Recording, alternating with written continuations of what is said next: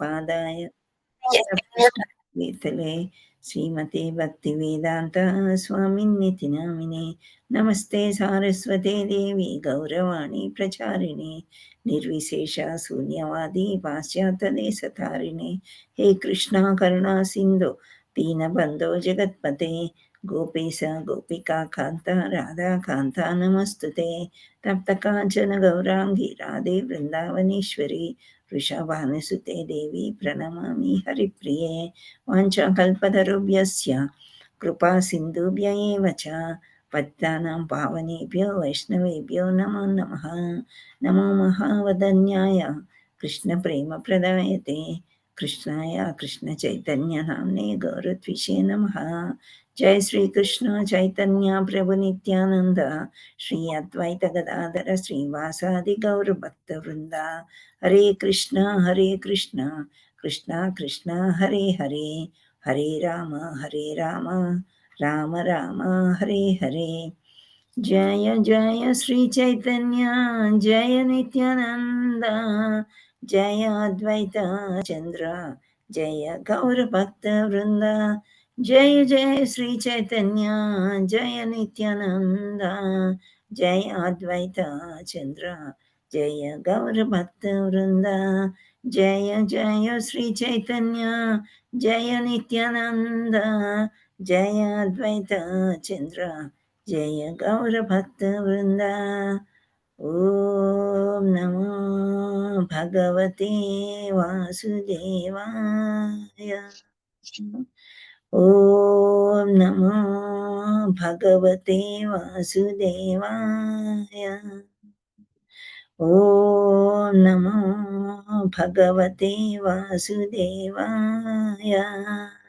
नारायणं नमस्कृत्य नरं चैव नरोत्तमं देवीं सरस्वतीं व्यासं ततो जयमुदीरयेत् नष्टप्रायेषु भद्रेषु नित्यं भागवतसेवया भगवते उत्तमश्लोके भक्तिर्भवति नैष्टिकी कृष्णाय वासुदेवाय देवकीनन्दनाय च नन्दगोपकुमाराय गोविन्दाय नमो नमः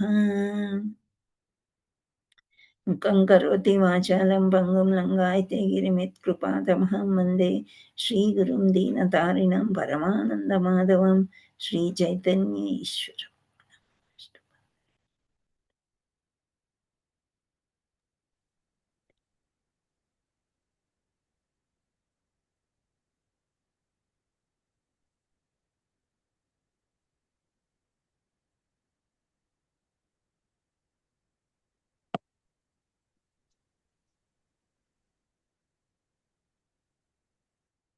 हरे Krishna Shri Radhe Radhe Hare Krishna Mataji, Hare Tanvat Krishna Pranam. Mataji. Tanvat Pranam.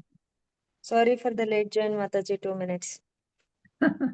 పర్వాలేదు thank you all so much ఏమైంది శ్రావణి మాతాజీకి రికార్డింగ్ షేరింగ్ ప్రాబ్లం వచ్చిందా సడన్ గా నెట్ ఆగిపోయింది మాతాజీ సారీ పర్వాలేదు ఒక్కోసారి జరుగుతాయి ఇవన్నీ మన చేతిలో ఉండవు it's okay thank you so మనము 18 రోజులు 18 అధ్యాయాలు చెప్పుకుంటున్నాము శ్రీల ప్రపాద్ కీ జై జయపతాక స్వామి కీ జై राधा मदन मोहन की जय जगन्नाथ बलदेव सुभद्रा माई की जय चैतन्य नित्यानंद हरि हरि बोल సో మనం 18 రోజులు 18 అధ్యాయాలు భగవద్గీత చెప్పుకుంటున్నాము నిన్నటి వరకు మనం 9 అంటే సగం ముగించేసుకున్నాము ఈరోజు 10వ అధ్యాయానికి వెళ్తున్నాము 10వ అధ్యాయం చాలా చాలా ముఖ్యమైనదన్నమాట దీంట్లో 4 శ్లోకాలు ఉంటాయి చతుశ్లోకి అని అంటారు ఈ చతుశ్లోకి ఎంత ముఖ్యం అంటే ఈ 4 శ్లోకాలు చాలా చక్కగా వల్లించినట్లయితే భగవంతుడు ఏంటి అని మనకు పూర్తిగా అర్థమయ్యి మనం భగవత్ సేవలో నిరంతరంగా కొనసాగడానికి మనకి బాగా ఈ అధ్యాయము ఉపయోగపడుతుందన్నమాట హరే కృష్ణ మళ్ళీ అన్ని అధ్యాయాల్లో కూడా మహత్వాలు ఎలా ఉన్నాయంటే మనకి లిబరేషన్ అంటే ముక్తి పొందడానికి మార్గాలు చూపిస్తున్నాయి కాబట్టి ఈ అధ్యాయం యొక్క మహత్వం కూడా మనం చూద్దాము and we will go to the lesson directly. Hare Krishna.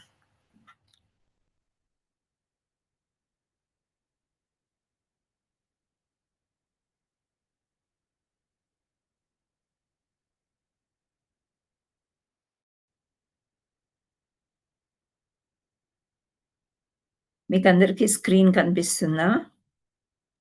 కనిపిస్తుంది మాతాజీ. వీడియో ఉందా? నా వీడియో వాయిస్ ఓకేనా? Okay Mataji. Thank you all so much. So this is Gita for you. Gita summarized in 18 days. Adhyayam 10. Bhagavat Vibhuti Yogam. Vibhuti Yogam అని పేరిచ్చారు. విభూతి అంటే గొప్పతనాలు అన్నమాట, ఎక్కువ గ్లోరిఫికేషన్స్ ఆఫ్ గాడ్.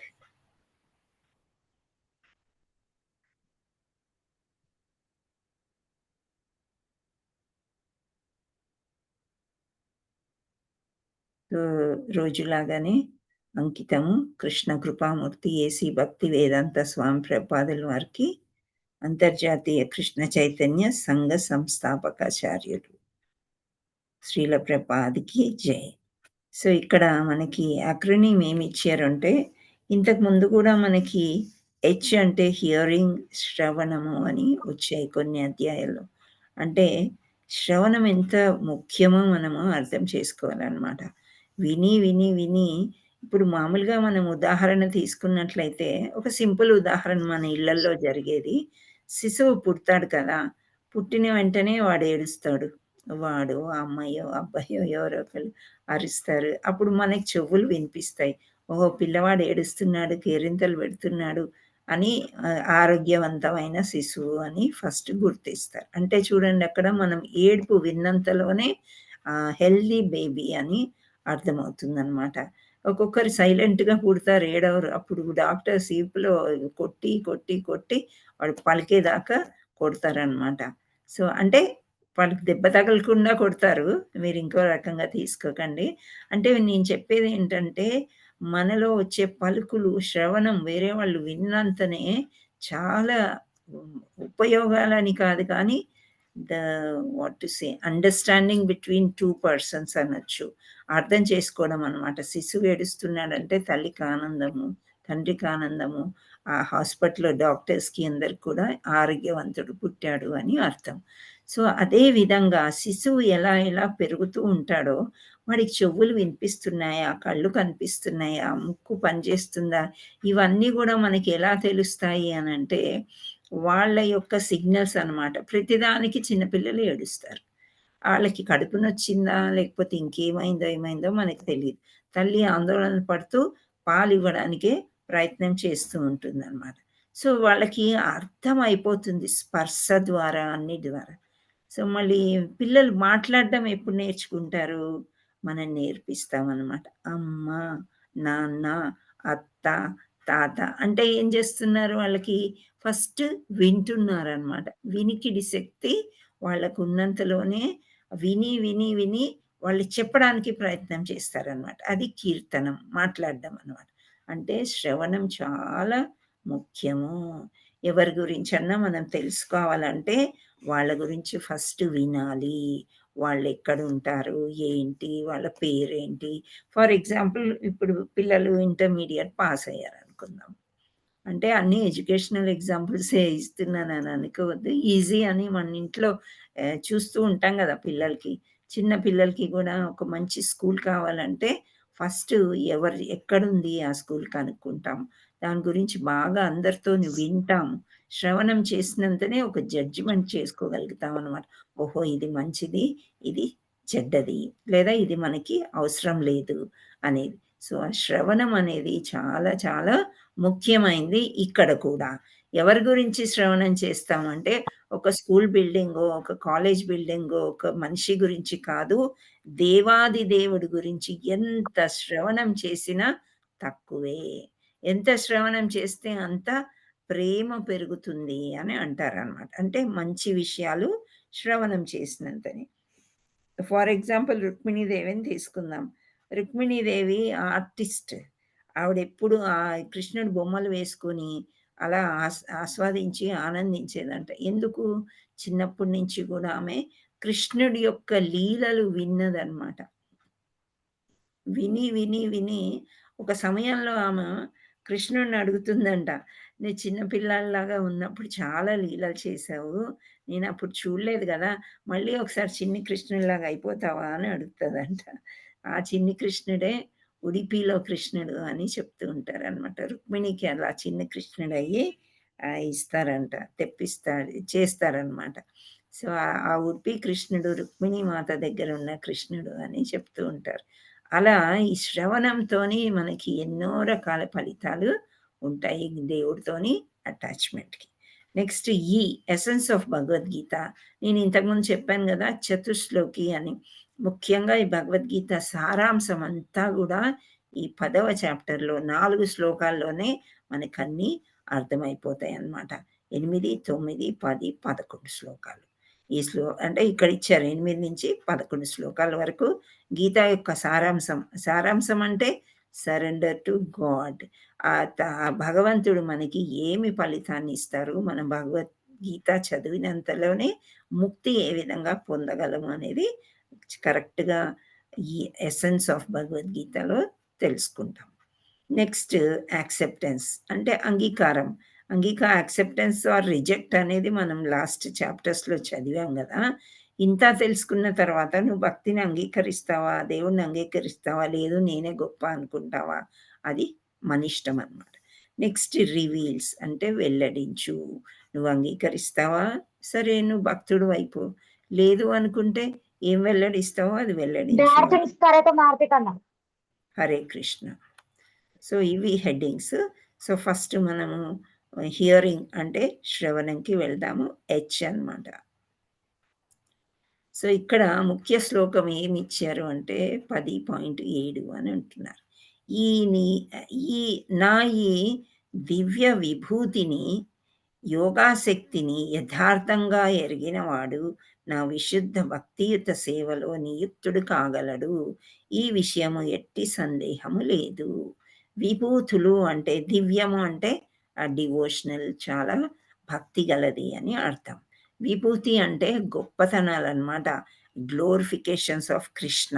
యోగాశక్తి అంటే ఆయన యొక్క శక్తి. అవన్నీ యథార్థంగా ఎరిగినవాడు అంటే తెలుసుకున్నవాడు. ఏతాం విభూతిం యోగం చ మామయో వేత్తి తత్వతః సో వికల్పేన యోగేన యుజ్యతే నాత్ర సంశయః. సో, ఎటువంటి సందేహం లేదు అని చెప్తున్నారు. ఎవరికి? నన్ను, నా శక్తిని నమ్మిన వాళ్ళకి. ఫర్ ఎగ్జాంపుల్ ఒక చిన్న స్టోరీ ఇక్కడ మనము గోవర్ధనగిరి పర్వతం స్టోరీ చెప్పుకున్నాం అనుకోండి. అప్పుడు మనము బృందావనం వెళ్తున్నాము, గోవర్ధనగిరి పర్వతం చుట్టూ తిరుగుతున్నాము, ప్రదక్షిణాలు చేస్తున్నాము, అందరూ చెప్తున్నారు. అప్పటికి కూడా ఏదో అందరూ వెళ్ళారని నేను వెళ్ళాను గానీ, కృష్ణుడేంటి అంత చిన్న పిల్లవాడు, 6 ఏళ్ల పిల్లవాడు అంత పర్వతాన్నెత్తి చిటికెన వేళ్ళ మీద మోయడం ఏంటి అని అనుకున్నారనుకోండి. అప్పుడు ఏంటి అంటే వాళ్ళ పరిస్థితి ఎన్ని విన్నా గానీ చెవులోకి, మైండ్‌లోకి ఎళ్ళలేదనమాట. మనస్సులోకి. వాళ్ళు అంత విభూతులు, అంత శక్తి ఉన్న కృష్ణుడిని నమ్మట్లేదు అని అర్థం. సో, ఎవరైనా నిజంగా హార్ట్‌ఫుల్‌గా అంటే మనస్సు పెట్టి భగవంతుడి గురించి తెలుసుకున్న వాళ్ళు తప్పకుండా నమ్ముతారు అని భక్తియుక్త సేవలో నియుక్తుడు కాగలడు. ఎప్పుడైతే మనము సందేహాలన్నీ వదిలేస్తామో, భగవంతుడిని పూర్తిగా నమ్ముతామో, అప్పుడు ఆయన సేవలో మనము ఉంటాము అని భగవంతుడు ఇక్కడ చెప్తున్నాడనమాట. సో, నెక్స్ట్ మొదటి విభాగం నుండి ఏం నేర్చుకుంటారు అని అంటున్నారు. ఎంత ఎక్కువగా వింటే అంత ఎక్కువగా భక్తియుక్త సేవలో స్థిరపడతాము అని అంటున్నారు.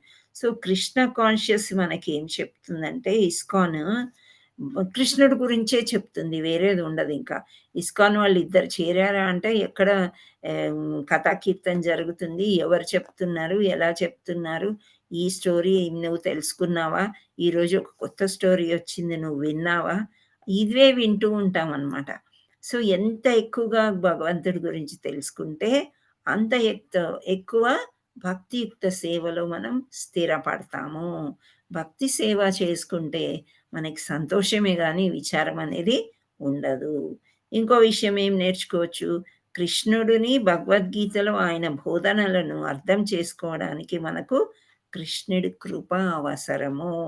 సో, ఇప్పుడు కృష్ణుడి గురించి మనం తెలుసుకుందాము.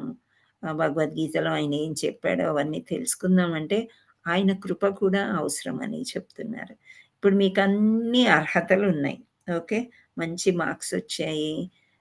ఇంకా ఏమేం కావాలో ఆ కాలేజ్‌లో చేరడానికి అర్హతలన్నీ ఉన్నాయి. కానీ ఆ ప్రిన్సిపల్ రూల్స్ ఆ స్కూల్‌లో రూల్స్ అన్నీ గూడా మీరు సరిగ్గా అన్నీ ఫిలప్ చేస్తేనే అక్కడ ప్రిన్సిపల్ ఒప్పుకుంటేనే మీకు అడ్మిషన్ దొరుకుతుంది. అవునా కాదా? హరే కృష్ణ. అవును అవును మాతాజీ. అవును మాతాజీ. చిన్న పిల్లలున్నారు. నర్సరీలో జాయిన్ చేద్దాం అనుకుంటాము. అన్నీ కరెక్ట్‌గా ఉన్నాయి. కానీ అక్కడ ఏజ్ డిఫరెన్స్ ఏదో వచ్చింది. అప్పుడు వాళ్ళు ఒప్పుకుంటారా? తీసుకోరు. వచ్చే సంవత్సరం తీసుకురండి అని చెప్తారు. ఎక్కువుంటే తీసుకుంటారు. ఏజ్ తక్కువుంటే మాత్రం తీసుకోరు. అదే విధంగా ఇక్కడ కృష్ణుడి యొక్క కృప మనకి కావాలన్నమాట. ఇంతకుముందు కూడా నేను చెప్పాను. ఎంతోమంది రిజిస్ట్రేషన్ చేసుకుంటారు. కానీ వాళ్ళకి 8 గంటలకి టైం లేదన్నమాట. ఏదో ప్రాబ్లమ్ వచ్చేస్తుంది ఆ సమయానికి. అంటే కృష్ణ కృప లేదు అని మనం అనుకోవాలి. కృష్ణ కృప చాలా అవసరం అన్నమాట. మనమందరం ఎంతో అదృష్టం చేసుకున్నాం గాబట్టే ఇక్కడ క్లాస్‌కి రాగలుగుతున్నాము, వింటున్నాము, నేర్చుకుంటున్నాము. సో, ఆయన బోధనలు భగవద్గీత గురించి, కృష్ణుడి గురించి తెలుసుకోవాలంటే కృష్ణుడి యొక్క కృప చాలా అవసరము అని చెప్తున్నారు. అంటే కృష్ణుడే భగవద్గీతని చెప్పారు గాబట్టి. ఇంకా భగవద్గీత సంపర్కము మరియు భక్తుల సాంగత్యము అన్న అన్నవి పొందడం జీవులకు ఒక గొప్ప అదృష్టం. సో, ఇక్కడ నేను చెప్పాను అదృష్టం అని రోజు చెప్తున్నాను. భగవంతుడు గూడా ఇదే. అంటే మనం ఇక్కడ నేర్చుకోవాల్సింది ఇదే అనమాట. భగవద్గీత సంపర్కం. ఇప్పుడు మనం ఒక వేల మందిని కలుస్తాం. మన బంధువులుంటారు, మన ఫ్రెండ్స్ ఉంటారు, మన చదువుకునే దగ్గర వాళ్ళు ఉంటారు. ఎంతో మందికి చెప్తూ ఉంటాం. క్లాస్‌కి రండి ఒక గంట చాలా బావుంటుంది. విన్నంతనే ఒక ట్రాన్స్‌ఫర్మేషన్ ఒస్తుంది. మనసుకి హాయిగా వస్తుంది. ఎంతమంది వింటారు? మోమాటానికి సరే, సరే అని రిజిస్ట్రేషన్స్ చేసుకుంటారు. కానీ అది వాళ్ళకి కాదనమాట. సో, ఆ సంపర్కం అనేది భగవద్గీత యొక్క యూనియన్ మనకి ఉంటే ఆ భక్తుల సాంగత్యం అంటే మనమందరము డివోటీస్ అనమాట. స అసోసియేషన్ ఆఫ్ డివోటీస్. ఇవి పొందడము జీవులకు గొప్ప అదృష్టము. అందరికీ అదృష్టం ఉండదు అని క్లియర్‌గా తెలుసుకుంటున్నాం ఇక్కడ. సో, అది అంతా గూడా ఇక్కడ యాక్రోనిమ్ ఏమని చెప్పుకున్నాం మనము? ఈకొచ్చేసాము. Hare Krishna. Hear. Hear Mataji. Hear H. H for hear. Hear శ్రవణం అని అన్నాం. ఓకే. సో, హెచ్ అయిపోయింది. అవన్నీ నేర్చుకున్నాం హెచ్‌లో. ఈ అంటే ఎసెన్స్ ఆఫ్ భగవద్గీత. అంటే భగవద్గీత యొక్క సారాంశం ఏంటి? సో, ఇక్కడ ఈ భాగంలో ఇక్కడ 8th శ్లోక వచ్చేసిందనమాట. సో, ఇక్కడ ఏంటంటే అహం సర్వస్య ప్రభవో మత్తః సర్వం ప్రవర్తతే ఇతి మత్వా భజంతే మాం బుధా భావ సమన్వితాః. అంటే నేనే సర్వములైన ఆధ్యాత్మిక, భౌతిక జగానికి కారణభూతుడను. నిన్నవన్నీ మీకు ముగ్గురు విష్ణువుల గురించి చెప్పాను. మీకు గుర్తుందో లేదో మరి. కారణోదక సాయి విష్ణువు. గర్భోదక సాయి విష్ణువు, క్షీరోదక సాయి విష్ణువు. సో, ఇక్కడ ఆయన ఊపిరి ఎలాగైతే పీల్చుకుంటున్నాడో ఈ బుడగలన్నీ ఏంటో కాదు యూనివర్సెస్ అన్నమాట. అన్నిట్లో ఒక బ్రహ్మ ఉంటాడు. మళ్ళా ఎన్నో విభూతుల్ని ఎన్నో గొప్పతనాలు మనము తెలుసుకోవచ్చనమాట. సో, అంటే ఇవన్నీ కూడా ఆధ్యాత్మికము. ఆధ్యాత్మికంలో ఒక్క యూనివర్స్‌లో మళ్ళీ భౌతిక జగం కూడా ఉంది గదా! అంటే ప్రకృతి. రైట్? సో, భౌతిక జగానికి, ఆధ్యాత్మిక జగానికి అంటే ఇక్కడ భౌతికంగా మనం భూమి మీద ఉన్నాము. రైట్? తర్వాత మనం ఎప్పుడు గూడా గోలోకధామం అలా చెప్పుకుంటున్నాం. నా ధామానికి అని భగవంతుడు గూడా చెప్తున్నాడు. అది ఆధ్యాత్మిక లోకం అన్నమాట. సో, ఈ రెండిటికి కారణభూతుడు ఎవరు అంటే మహావిష్ణువు. విష్ణువే వాటి రెండిటికి గూడా కారణభూతుడు. సర్వము నా నుండియే ఉద్భవించును. ప్రతి ఒక్కటి కూడా ఆయన నుండే వస్తుంది అని చెప్తున్నారు. మనం ఉదాహరణకి నిన్న పంచభూతాల గురించి నేర్చుకున్నాం. మట్టి నుండి సువాసన కూడా నేనే. సూర్యకాంతిలో ఉండే కాంతిని నేనే. అగ్నిని నేనే. జలంలో ఉండే రుచిని నేనే. ఇలా చెప్పారు గదా! సో, ప్రతి ఒక్కటి సర్వము నా నుండియే వస్తుంది. ఈ విషయమును సంపూర్ణంగా ఎరిగిన బుధజనులు నా భక్తి యందు నిమగ్నులై నన్ను హృదయపూర్వకంగా అర్చింతురు. సో, ఈ చతుశ్లోకిలో భగవద్గీత ఎసెన్స్ అనేదైతే చెప్పుకుంటున్నామో, భగవద్గీత యొక్క సారాంశం ఏమైతే అన్నామో, ఎప్పుడైతే మనం చక్కగా విన్నామో కృష్ణుడి గురించి, విని నమ్మడం అన్నమాట. ఆసక్తి బాగా పెంచుకుంటాం కృష్ణుడంటే ఏంటి అని. అంటే ఇక్కడ 8 నుంచి 11 వరకు అని చెప్పాం గదా! సో, 8 ఏంటంటే మనం ఎప్పుడైతే బాగా వింటామో, శ్రవణం చేసి ఒక అట్రాక్షన్ అనేది ఏర్పడుతుంది. మనం చెప్తాం మన ఫ్రెండ్స్‌కి వాళ్ళందరికీ నేను ఇస్కాన్‌లో ఉన్నాను, ఇస్కాన్ జాయిన్ అయ్యాను. కొన్ని రూల్స్ ఉంటాయి, అవి పాటిస్తున్నాము. కొన్ని టఫ్‌గా ఉంటాయి. ఇలా చెప్పామనుకోండి వాళ్ళు రారు. మనం చక్కగా ఈ కృష్ణ టెంపుల్‌కెళ్తున్నాము, ఆళ్ళ అందాలు చూస్తే మైమర్చిపోతావు, నువ్వు గూడా రా అని తీసుకెళ్ళాలి. తీసుకెళ్ళినప్పుడు అక్కడ ప్రసాదం ఒక్కసారి తిని ఆ కృష్ణుడిని చూసారనుకోండి, అట్రాక్షన్ ఎటువంటి అట్రాక్షన్ అంటే, ఆ వేణుగానం మనకి వినిపించకపోయినా ఆ మురళి వాయిస్తూ కృష్ణుడు అందరిని ఆహ్వానించేస్తుంటాడంట గుడికి. అంతటి అట్రాక్షన్ అన్నమాట. సో, అలాంటి అట్రాక్షన్ ఉన్నప్పుడు భగవంతుడిది ఆ సంబంధం ఏర్పడిపోతుంది. మళ్ళీ రెండోసారి ఎళ్ళాలనిపిస్తుంది. మూడోసారి ఎళ్ళాలనిపిస్తుంది. నాలుగోసారి తిలకం పెట్టుకోవాలనిపిస్తుంది. ఐదోసారి ఎవరైనా లెసన్స్ చెప్తారేమో చూద్దాం. ఆరోసారి జపం చేయాలనిపిస్తుంది. అలా అంటే భగవంతుడు ఒక్కసారి వెళ్ళినంతనే మనం చేపకి గాలం వేసినట్టు మనకు వేసేస్తాడనమాట. అంత ఫ్రెండ్లీగా ఉంటాడు భగవంతుడు. మనం తప్పించుకోలేము. కానీ ఆయన యొక్క కృప కావాలంటే అక్కడి వరకు మనము వెళితే తప్పకుండా దొరుకుతుంది. అందుచేత ఏమో పూర్తిగా నన్ను తెలుసుకున్నవాడు, నేనే కారణం అని తెలుసుకున్న వాళ్ళు హృదయపూర్వకంగా నన్ను అర్చింతురు. అంటే పూజ చేస్తారు, నన్ను నమ్ముతారు అని 8వ శ్లోకం. గుర్తుపెట్టుకోండి. ఇట్ ఈస్ అట్రాక్షన్ అండ్ సంబంధ. ఓకే. 8వది. నెక్స్ట్ విశ్వాసం యొక్క 4 లక్షణాలు. అవును. మరి విశ్వాసం లేకుండా ఉంటే మనం గుడికి వెళ్ళడము, భగవంతుడిని నమ్మడము, ఎంత శ్రవణం చేసినా అది మనకి దొరకకపోవచ్చు. సో, కృష్ణుడి యొక్క ఉనికిపై విశ్వాసము. అంటే విశ్వం యొక్క అందమైన రూపకల్పన కృష్ణుని ఉనికిపై మన విశ్వాసాన్ని నెలకొల్పడానికి సరిపోతుంది. ఇక్కడ మనం ఒక్కసారి ఆకాశాన్ని చూసామనుకోండి. ఇప్పుడు కార్తీక మాసం బాగా చలి అయితే స్టార్ట్ అయింది. నక్షత్రాలు కనిపిస్తున్నాయి. చంద్రుడు కనిపిస్తున్నాడు. కొద్ది రోజులైతే అమావాస్య వస్తుంది. అప్పుడు చంద్రుడు కనిపించడు. నల్లగా ఉంటుంది. కానీ నక్షత్రాలు ఉంటాయి. సో, ఎప్పుడైనా మనం అలా చూస్తూ ఉన్నప్పుడు, ఆ అందాన్ని ఆస్వాదిస్తున్నప్పుడు బాగుంది అనుకుంటామా? లేకపోతే దీన్ని సృష్టించిన వాడు భక్తిలో ఉన్నట్లయితే ఇంకెంత గొప్పవాడో కదా! మనం మామూలుగా పిల్లలు ఒక చిన్న పెయింటింగ్ వేశారనుకోండి బ్లూ కలర్‌తో ఒక వాటర్‌లాగా ఒక పడవని వేస్తేనే మురిసిపోతూ ఉంటాం మనం. కానీ ఇంత సృష్టి చేసిన భగవంతుడు ఎంత గొప్పవాడై ఉంటాడు, ఎంత గ్రేట్ అయిపోతుంటాడు అని మనము ఈ అందమైన విశ్వాన్ని ఆస్వాదించడానికి ప్రయత్నం చేసినప్పుడు కృష్ణుడి యొక్క ఉనికి మనకి తెలుస్తుంది. అవును, కృష్ణుడు ఉన్నాడు. ఆయనే చేయగలుగుతాడు ఈ యొక్క అందమైన విశ్వాన్ని అని ఒకటి ఫస్ట్ విశ్వాసం మనకి వస్తుందన్నమాట. వర్షం పడ్డ తర్వాత ఒక్కోసారి మనకేమవుతుంది, ఎండ వస్తది. ఎప్పుడైనా గమనించారా మీరు? యెస్ మాతాజీ. చిన్న పిల్లలైతే పరిగెత్తి రెయిన్‌బో వచ్చిందేమో చూద్దాం అనుకుంటారు. వెంటనే రెయిన్‌బో గూడా వస్తుంది. అంటే ఈ రెయిన్‌బో మనం ఏదో ఒక 7 రంగులు ఇలా పిల్లలు పెన్సిల్‌తో వేసినట్టు కాదు గదా! నేచురల్లీ వస్తుంది. దాన్ని చెరపలేము. ఆ భగవంతుడి సృష్టి చూసారా మరి అలా ఉంటుంది.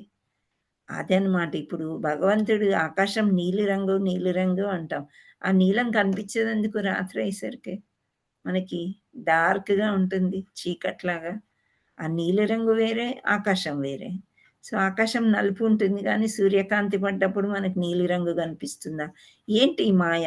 ఇవన్నీ సృష్టి కదా!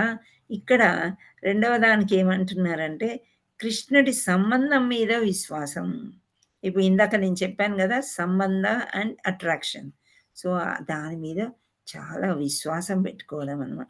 ఇంత చిన్న పిల్లవాడు ఇతనేం చేస్తాడు మనకి అనలేదు వాళ్ళందరూ. బృందావనంలో కృష్ణ కృష్ణ అన్నారు. ఇక్కడ మీరు చూస్తున్నారా, ఆడవాళ్ళు, పెద్దవాళ్ళు, మళ్ళీ వృద్ధులు, ఆవులు, దూడలు, ఇంతమంది కూడా కృష్ణుణ్ణి శరణు వేడుకునేసరికి ఇక్కడ చిటికెన వేళ్ళలో గోవర్ధన పర్వతం ఎత్తి పట్టుకున్నాడనమాట. ఇంక ఇంద్రుడికి కోపం వచ్చి వడగళ్ళ వాన అవి ఇవి కురిపిస్తాడు. వీళ్ళందరూ సేఫ్గా దాని కింద ఉంటారనమాట. అంటే చిన్న పిల్లాడు అయినా నువ్వు దేవాది దేవుడవు, నువ్వు చాలా గ్రేట్ అని బాగా పొగిడి ఆయన మీద విశ్వాసం ఉంచి, ఒకవేళ చిటికెన వేలు ఇలా వంగిపోయింది అనుకోండి, అప్పుడు ఆ పర్వతం పడితే ఏమవుతుంది? వ్రజవాసీస్ అందరూ కూడా దాని కింద నీలమట్టం అయిపోతారు. కానీ వాళ్ళు అలా అనుకోలేదు, కృష్ణుడి మీద విశ్వాసం పెట్టుకున్నారనమాట. ఆయనకి సంబంధం మీద విశ్వాసం పెట్టుకుని అతను అన్ని కారణాలకు కారణం ఆయనే పోషకుడు, ఆయనే మబ్బు, మేఘాలు, ఆయనే వర్షము, ఆయనే అగ్ని, వర్షాల వల్ల పంటలు, ఆ ఫుడ్ ఏదైతే ఆహారం వస్తుందో అది కూడా శ్రీకృష్ణుడే. మనం తినే ఆహారం కూడా జలం కూడా శ్రీకృష్ణుడే, అలా నమ్మాలి. సో కృష్ణుడి కృపపై విశ్వాసం. ఇంతకుముందు ఏం చెప్పాం మనము? కృష్ణుడి సంబంధం మీద విశ్వాసం. ఇక్కడ కృష్ణుడు కృప. ఏదైనా మనకు కావాలి అనుకోండి, కృష్ణుడు ఏం చేస్తాడులే, ఈ చిన్న విషయం కృష్ణుడిని ఎందుకు అడగాలి అని అనుకోకుండా ఆయన కృప కోసం వేచి చూడాలి. మనం ఆయన మీద విశ్వాసం పెట్టుకోవాలి, నమ్మకం పెట్టుకోవాలన్నమాట. మనము అతనిని అర్థం చేసుకోవడానికి ఎంత ప్రయత్నిస్తామో ఆయన మన మీద అంత దయ చూపిస్తారు. చూడండి ఇక్కడ, అంటే వీళ్ళందరూ కూడా హోలీ నేమ్ అంటే హరే కృష్ణ మహామంత్రం చెప్పుకుంటూ వాళ్ళందరూ కూడా కృష్ణుడి కోసం. మనం చేతులు ఇలా పైకెత్తే అంటాం కదా, హరే కృష్ణ కృష్ణ కృష్ణ హరే హరే, హరే రామ రామ రామ హరే హరే, ఇలా మనం అడుగుతున్నాం అన్నమాట. మమ్మల్ని తీసుకెళ్ళు, ఎక్కడున్నావు, కృప చూపించు అని చెప్పేసి. సో ఆ విధంగా చేయూతనిస్తారు భగవంతుడు, దయ చూపిస్తారు అని చెప్తున్నారు. నెక్స్ట్ కృష్ణుడి తెలివితేటలపై విశ్వాసము. ఇక్కడ ఏం చేశాడు అర్జునుడు, కృష్ణుడు వేలు పెట్టి చూపిస్తున్నాడు, అర్జున బాణం అక్కడ వేయి.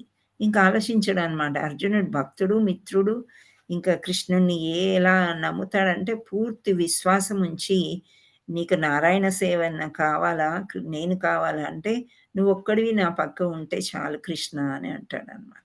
సో ఆ విధంగా కృష్ణుడి యొక్క తెలివితేటలపై కూడా విశ్వాసం ఉంచడం అని నాలుగోది.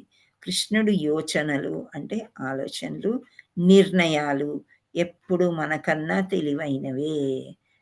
మనకి చూడండి, ఒక్కోసారి మనం అనుకున్నది జరగదు, కానీ అంతకంటే గొప్పది జరుగుతుంది. ఒక్కోసారి చాలా డిప్రెస్ అయిపోతాం, ఈ విధంగా ఎందుకు జరిగింది అని చెప్పేసి. కానీ అంతకంటే గ్రేటర్ మనకి గిఫ్ట్ వచ్చిందనుకోండి, అప్పుడు ఎలా ఉంటుంది అంటే ఆయన నిర్ణయమే కరెక్ట్ అనమాట. మన నిర్ణయాలన్నీ కూడా తప్పు. మనం ఏవో చిన్నమైనవి చిన్నవి అడుగుతాం భగవంతుడిని, అయినా భగవంతుడు మనకి కృపా కటాక్షాలు, పెద్ద పెద్ద గిఫ్ట్సే మనకి ఇస్తూ, ఆయన నిర్ణయమే కరెక్ట్. అప్పుడు మనం తప్పుదోవ పట్టకుండా మనని కాపాడుతూ ఉంటాడనమాట. ఇప్పుడు బ్రహ్మ కానీ ఇంద్రుడు కానీ అహంకార పూరితులు అయినప్పుడు వాళ్ళకి చిన్న చిన్న పరీక్షలు అనేవి పెట్టాడు భగవంతుడు. పెట్టి వాళ్ళని ఆయన దారికి తీసుకొచ్చి మళ్ళీ సరిదిద్దారనమాట. ఆ విధంగానే ఆయన నిర్ణయాలు మనకన్నా తెలివైనవి, ఆయన ఆలోచనలు కూడా చాలా తెలివైనవి అని చెప్తున్నారు. సో 8వ శ్లోకంలో మనం ఏం నేర్చుకున్నామంటే, ఆయనతోని పెట్టుకున్న సంబంధము, విశ్వాసము, ఇవన్నీ కూడా శ్రవణం చేయడం వల్ల కృష్ణుడి మీద విశ్వాసం అంతా పెరుగుతుంది. ఆయనకి మంచి భక్తులము కాగలము అని చెప్తున్నారు. ఆయన చేయూత ఇచ్చే విశ్వాసము, తర్వాత ప్రతి దాంట్లో మనము ఆయనని నమ్మకం పెట్టుకొని చేసుకోవాలి. సో ఇక్కడ 9వ శ్లోకంలో ఏం చెప్తున్నారంటే మచ్చిత్త మద్గత ప్రాణ బోధయంత పరస్పరం కథయంతస్య మాం నిత్యం తుష్యంతి చ రమంతి చ. నా శుద్ధ భక్తులు అంటే ఎవరు? ఎప్పుడు యజ్ఞం చేసుకొని, అంటే ఏమి యజ్ఞం? మహామంత్రం చెప్పుకోవడము, జపం చేసుకోవడము, పూజ నియమాలన్నీ సక్రమంగా పాటించే వాళ్ళు శుద్ధ భక్తులు అవుతారు. ఎప్పుడు దేవుడి గురించి ఆలోచించే వాళ్ళు శుద్ధ భక్తులు. మనమంతా శుద్ధ భక్తులం కాదు, ఏదో ఉన్నాం అలా ట్రై చేస్తున్నాము. కానీ గోపీలు అంటే వ్రజవాసీస్లో వాళ్ళు ఉన్నారు కదా, గోపీజనులు, వాళ్ళు శుద్ధ భక్తులు. వాళ్ళకి పెద్ద పండితులు కాదు, చదువు సంధ్య ఏమీ రాదు, ఇలా భగవద్గీత భాగవతాలు వాళ్ళు చదవలేదు. కానీ పూర్వజన్మలో వాళ్ళందరూ ఎవరు? మంచి ఋషులు అన్నమాట. త్రేతాయుగంలో వాళ్ళు మోజు పడ్డారు కృష్ణుని మీద. సో ఇక్కడ గోపీస్ లాగా పుట్టారు. సో వాళ్ళు శుద్ధ భక్తులు అన్నమాట. భగవంతుడే వాళ్ళకి ప్రతి పని చేస్తున్నా, ఏమి చేస్తున్నా కృష్ణ పరమాత్ముడు ఎందే పూర్తిగా నిమగ్నమై వారి జీవితాలు సంపూర్ణంగా నా సేవ కొరకే అర్పణమై ఉండును. హరిదాస ఠాకూర్ని ఉదాహరణ తీసుకుంటే ఆయన ఒక 2 గంటలు మాత్రమే, అంటే 192 మాలలు చేస్తారంట. ఇంకా మనకి 16 మాలలకి ఎంత కష్టం. సో అన్ని మాలలు చేస్తూ ఆయన ఎలా ఒక కోర్టులో మ్యాజిస్ట్రేట్ వృత్తి చేసుకుంటున్నారు. ఆ తర్వాత 10 మంది సంతానం అంటే ఎలా మేనేజ్ చేసి ఉంటారు? అటువంటి వాళ్ళు శుద్ధ భక్తులు అన్నమాట. అండ్ 100కి పైన పుస్తకాలు, గేయాలు రాశారు ఆయన. సో ఆయన హరిదాస ఠాకూర్ అన్నమాట.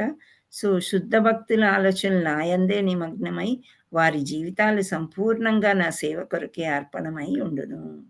నా గూర్చి ఒకరినొకరు బోధించుకొంచు మరియు చర్చించుచు వారి గొప్ప సంతృప్తిని, ఆనందాన్ని అనుభవింతురు. సో ఇక్కడ వీళ్ళు ఏంటంటే మచ్చిత్త అంటే నా గురించి, మద్గత ప్రాణ వాళ్ళ జీవితాలు, బోధయంత ఇప్పుడు బోధించుకొంచు. ఇప్పుడు మనం నేర్చుకున్నాం భగవద్గీత, సైలెంట్గా మనమే నేర్చుకుంటే మనకే పుణ్యం వస్తుంది అని ఎప్పుడు అనుకోవద్దు. మనం ఒకరికి నేర్పించాలన్నమాట. పిల్లలు ఎవరు దొరికితే వాళ్ళకి నేర్పించుకొని పరస్పరం ఇప్పుడు మనం డిస్కషన్ చేస్తున్నాం కదా, ఒకరికొకరు తెలుసుకుంటున్నాము. ఆ తర్వాత ప్రశ్నలు ఏమన్నా ఉన్నాయని డిస్కస్ చేసుకోవడం, అవన్నీ కూడా ఎక్కడైనా మనం కలిస్తే ఒకరికొకరు కృష్ణుడి గురించే మాట్లాడుకొని చర్చించుకునే వాళ్ళు గొప్ప సంతృప్తిని, ఆనందాన్ని అనుభవింతురు. ఇక ఒక్కసారి భక్తిలోకి వచ్చిన తర్వాత, కృష్ణుడి గురించి తెలుసుకున్న తర్వాత మనకి ఏమంటారు, మార్కెట్కి వెళ్ళడము, చీరలు కొనుక్కోవడము, నగలు కొనుక్కోవడము, లేదా షేర్ మార్కెట్స్ చూడడము, వేరే సినిమాలు చూడడము, సినిమా పాటలకి గంతులు వేయడము, ఇవన్నీ ఆటోమేటిక్గా వెళ్ళిపోతాయి. వద్దనిపిస్తుంది అనమాట. మనకి ఏం డిస్కషను? కృష్ణుడి గురించి, యశోద గురించి, నందుడి గురించి, బలరాముడి గురించి, ఇంకా రాధాదేవి గురించి ఇవే మాట్లాడుకోవడానికి ఇష్టమవుతుంది. అంటే ఏంటి? ఒక అసోసియేషన్, భక్తుల యొక్క అసోసియేషన్ మనకి చాలా ఇష్టమవుతుంది. మనం ఏదో విచారంగా ఉన్నప్పుడు ఒక డివోటీ కాల్ చేశారనుకోండి, వెరీ ఫైన్, చాలా హ్యాపీగా ఉంటాం, ఆరోగ్యంగా కూడా అయిపోతాం అనమాట.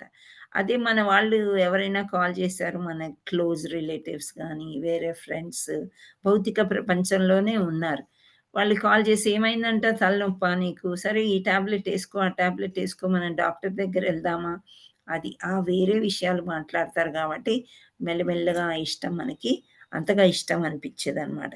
కానీ డివోటీస్తో మాట్లాడుకున్నప్పుడు, డివోటీస్ని కలిసినప్పుడు చాలా హ్యాపీగా మనకి ఉంటుంది అని భగవంతుడు చెప్తున్నాడు. అంటే ఎప్పుడైతే మనం అసోసియేషన్లో ఉంటామో, ఆ విద్య అంటే ఇష్టం లేనిది, అంటే నాశరహితమైనది అన్నీ పోతూ ఉంటాయి అని చెప్తున్నారు. ఇది సెకండ్ శ్లోక, చతుశ్లోకిలో. ఫస్ట్ శ్లోకాలో ఏం నేర్చుకున్నాము? సంబంధ అండ్ అట్రాక్షన్. సెకండ్ శ్లోకాలో మనం ఏం నేర్చుకుంటున్నాము? అసోసియేషన్. ఇక్కడ ఇచ్చారు చూసారా, ఏంటది? ఒకరినొకరు ఆలోచనలు నాయందే ఈ జీవిత సంపూర్ణంగా నా సేవకుడికే అర్పణమై ఉంది. నా గూర్చి ఒకరినొకరు బోధించుచు మరియు చర్చించుకొను వారి గొప్ప సంతృప్తిని, ఆనందాన్ని పొందు అని చెప్తున్నారు అన్నమాట. సో నెక్స్ట్ దానికి వెళ్దాం మనం.